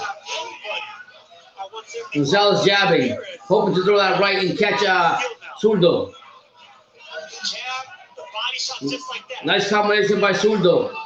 But Gonzalez coming forward. Don't exchange too much punches with Gonzalez. Gonzalez looking to catch you in between the shots. Yeah. Nice right jab by Ramirez. Ramirez goes to the body. He's switching his punches up and down to the body. Gonzalez is coming forward. Hoping to get it open to throw out a powerful right hand. While that's happening, Ramirez is coming forward, jabbing his way and pivoting himself outside to make it very difficult on Gonzalez to win this fight. Again, nice jab by Ramirez.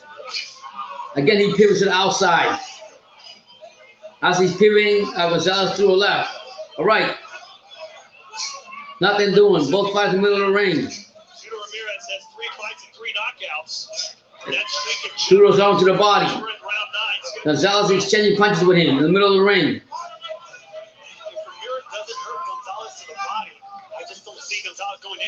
Yeah, Gonzalez coming forward, throwing his punches, doing another left jab.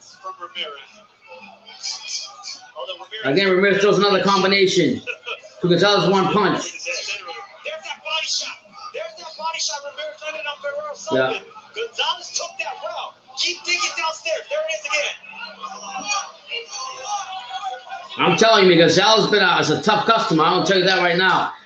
I mean, Zurdo's pivoting out and outside when he throws his punches, but I gotta give it to Gonzalez, man. He's staying in the middle of the ring, exchanging punches with him. Wow.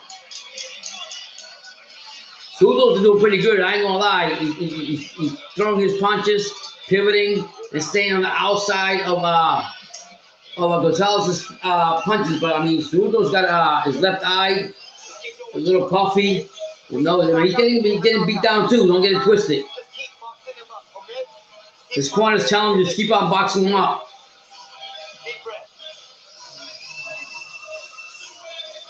Hector, man, Gonzalez ain't taking anything. He's gonna take the L home. That's what he's taking home, the L. Zurdo's getting beat down. I ain't gonna lie. His eye's puffy, his left eye's puffy. But I mean, he's feeling his punches from strong, powerful Cuban. You gotta respect the Gonzalez, man. Nobody expected him to even go this far with him, you know? I thought he was gonna be out earlier, and he's still fighting, man. So, I mean, that's a big thing to me. We're going to the 10th round right now. The face of Ramirez tells quite the tale. Yeah. Round 10 right now. Both men in the middle of the ring again. By a stronger, bigger, natural light heavy. Ramirez comes forward. Body shot actually. And right now, Gonzalez the one throwing the left jabs. He's trying to push Ramirez back. Threw it right to the body by Gonzalez to Ramirez. Zurdo Ramirez in between rounds. Okay, he's bleeding that much. Ramirez not doing much right now. Right now, Gonzalez is pushing the action right now. Ramirez got Gonzalez by the ropes, but nothing doing. Do some a couple soft jabs, a left to the body, nothing to the Cuban. And here comes Gonzalez just trying to answer back on the back foot on the rope. Zurdo's catching with right jabs. Nice right by Gonzalez. By Ramirez going to the body. He's got Gonzalez by the ropes, going to the body again. Missed right by Gonzalez, fighting on his back foot on the ropes. Both fighters exchanging punches. Zurdo seems like a confident fighter. Again, he rocked Gonzalez with that left hand. Right and left. Right and left combination by Gonzalez. I mean by Zurdo. Zurdo's got him the uppercut. The fight's been stopped. The fight's been stopped. Ramirez wins this fight, guys. Throwing those combinations to the body. Actually, a stop. Wow. So bring on Bivol, guys. Bring on Bivol. The Bivol's coming. But let me tell you something. After this fight, Ramirez got to gain respect of Gonzalez, because Gonzalez came to fight. Should have had him out earlier. Didn't do it. Didn't finish the job. But he actually stopped in this 10th round of a 12 rounder. Respect to Gonzalez, man. He represented the Cubans, right? You know, he's raising his hands, but he wasn't answering. That's why the fight was stopped when Ramirez had him on the ropes. Wow. Nice shot by Ramirez, though. Ramirez won the fight, but you got to give kudos to, like I said, the Cuban guy. He came in there and he did his thing.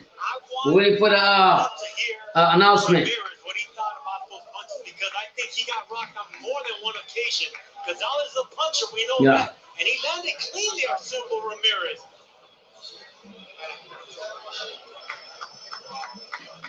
And here's the end, Sergio. Yeah, Ramirez throwing those combinations, man. Now Ramirez still throwing the right, the left, right. And the Cuban guy, Gonzalez in the rope, wasn't answering anything, so the referee stepped in and stopped it. And that's what made the referee Rafael Ramos stop this fight. Yeah, you have to, man. Usually see the referee hug the fighter, rarely chase the fighter. Ramirez, knew he had him. Ramirez's corner was right. They told him he's gonna tire out. The Cuban fighter gave a hug to the referee after he stopped the fight because he knew he could have had no more. But respect to Ramirez, man. Ramirez is coming. Bill will get ready because he's coming. The brave Cuban wasn't going anywhere. Yeah, it was a good fight, guys. All 51 of you, if you haven't, please hit the like button. It was a good fight. And you got to put respect on Gonzalez's name. Nobody expected to go this far. I didn't think he was going to go this far. I want to see what they're going to say. I'm waiting for the results. And I want to see what they're going to say about... he faced 3 southpaws in a row before. He's upset, man. He looks like he's crying or upset because he lost the fight, but he shouldn't, man. Did the best he could. I mean, don't get me wrong. He beat up Ramirez, but Ramirez also got a couple shots on him. He's still crying. I don't know what he's crying for. He did the best he could. I still love him. As he took Zurdo Ramirez to the brink many times. What a fight. Needless to say, though, to the victor go the sport. That'd be a good fight too, Zurdo, Ed Dante. That'd be a good fight. Para México, viva México. Este mexicano, aunque estaba perdiendo, él puso lo mejor ahí y él sabía que el cubano se iba a cansar a lo último. Y eso fue lo que pasó. Se cansó el cubano, él trató de usar la mano derecha, que el poder de él, y no duró mucho. Entonces, al final del round número 10, Ramírez empezó a tirar los combinaciones y ahí fue. Ladies and gentlemen, here from San Antonio, Texas. Let's give both of these warriors a huge round of applause. Our referee, Yeah, but Ramos, with the home to this contest. The official time comes to 123, round 10, to the winner by TKO. And now the #1 WBA light heavyweight mandatory challenger and still undefeated, Gilberto Zurdo Ramirez. a great fight though, man. Gotta give it to the Cuban fight. Shout out to the 305, 954 where we're from.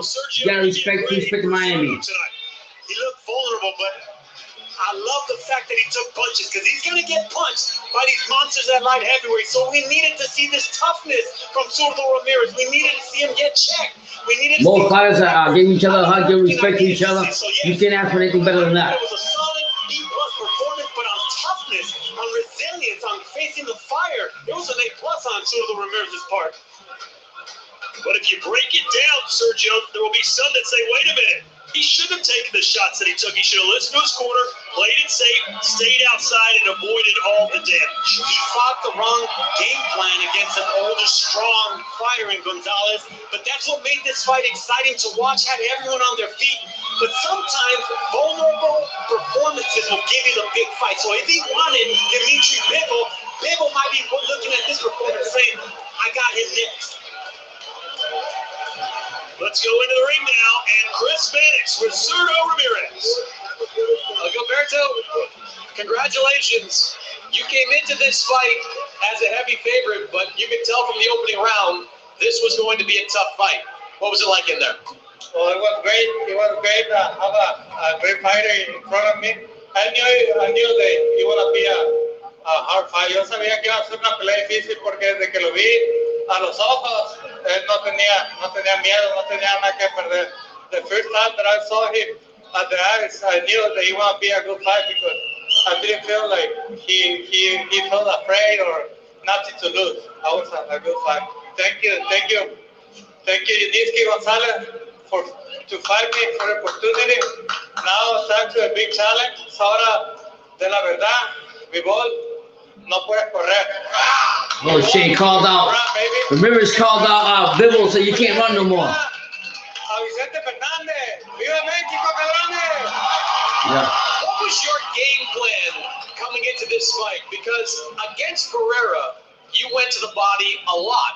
In this fight, your corner seemed to be asking you to go to the body, but you were staying upstairs the whole time. I knew that it should take time. I tried to land in the body shot, but he was prepared.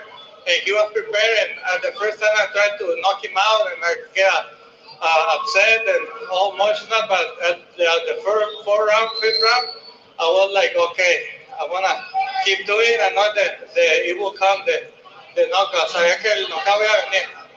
You seem to be holding your hand a little bit there. Any issue during the fight? Yeah, a little bit. My two knockouts, I get like hurt, but I mean, we have to pay the price, right? Tenemos que pagar el precio as a fighter. And I have something to say for one friend. He told me it was something. Chris, come here. Say what you told me. Yeah, Karen, say it. This one? Yeah. You say it. No, say it. Say it. Somebody say it. Zurdo is a nightmare, just like a daydream. Quoted by Taylor Swift. Yeah, I know that song. All right, from Taylor Swift to Dimitri Bivol, is that the fight you want next? Yeah, of course. That's the fight that I want. Checkmate. Yeah. Ramirez won with a 10th round stoppage. He called out Bivol. He can't run no more. This is another opportunity. I come from Mexico. Yo vengo de México. Vengo a enseñarle a las personas que se pueden creer en tus sueños, que se puede llegar a donde quieres. No hay atajos, solamente dedicación, deseo y disciplina. Gracias. Congratulations, Zurdo. We're going to turn. Yunieski Gonzalez now. Respect to the Cuban fighter, man. He came onto this thing. Yunieski, a lot of emotion on your face after that fight. What was going through your mind? Nada, antes que nada quiero felicitar al equipo de DAZN, a Golden Boy, I want to congratulate the team of DAZN and Golden Boy. al equipo de Zurdo Ramirez por aceptar la pelea conmigo. I want to thank Gilberto Ramirez's team for accepting the fight with me. Nada, creo que tuvo una excelente noche. Siempre cuando me dieron la oportunidad de pelear con él, siempre supe que era un peleador, una pelea bien difícil. It was an excellent night. As soon as I found out that I was going to fight him, I knew it was going to be a tough fight. Mi respeto para él y todo ese equipo, creo que tiene todo para ser campeón del mundo. My respects to him and his team. He has everything it takes to be a world champion again. Y agradecido por la oportunidad que se me dio. Nada, una vez más estoy aquí. Y nada, yo soy un guerrero y eso fue todo lo que hice. Entregar mi corazón, brindarle al público una buena pelea, que es lo que... I'm grateful for the opportunity. I'm a warrior. I came here and I delivered a great fight to the public, and that's all I can do. Peleas como esta se pueden ver, cualquiera puede ganar, puede perder. Pero para eso la prisión va para ver un espectáculo y con Yunieski Gonzalez siempre eso está garantizado. Gana o pierda, el show está garantizado, gracias a la vida. In a great fight like this, you can win or lose, and that's what Yunieski Gonzalez did. He's emotionally disturbed, and I don't blame him, man. The Cuban guy to come out this way and do what he had to do, respect to him. Guys, you know, Sergio, I said it earlier. Henry Walter gives him a nice hug. Shout out to Henry, man.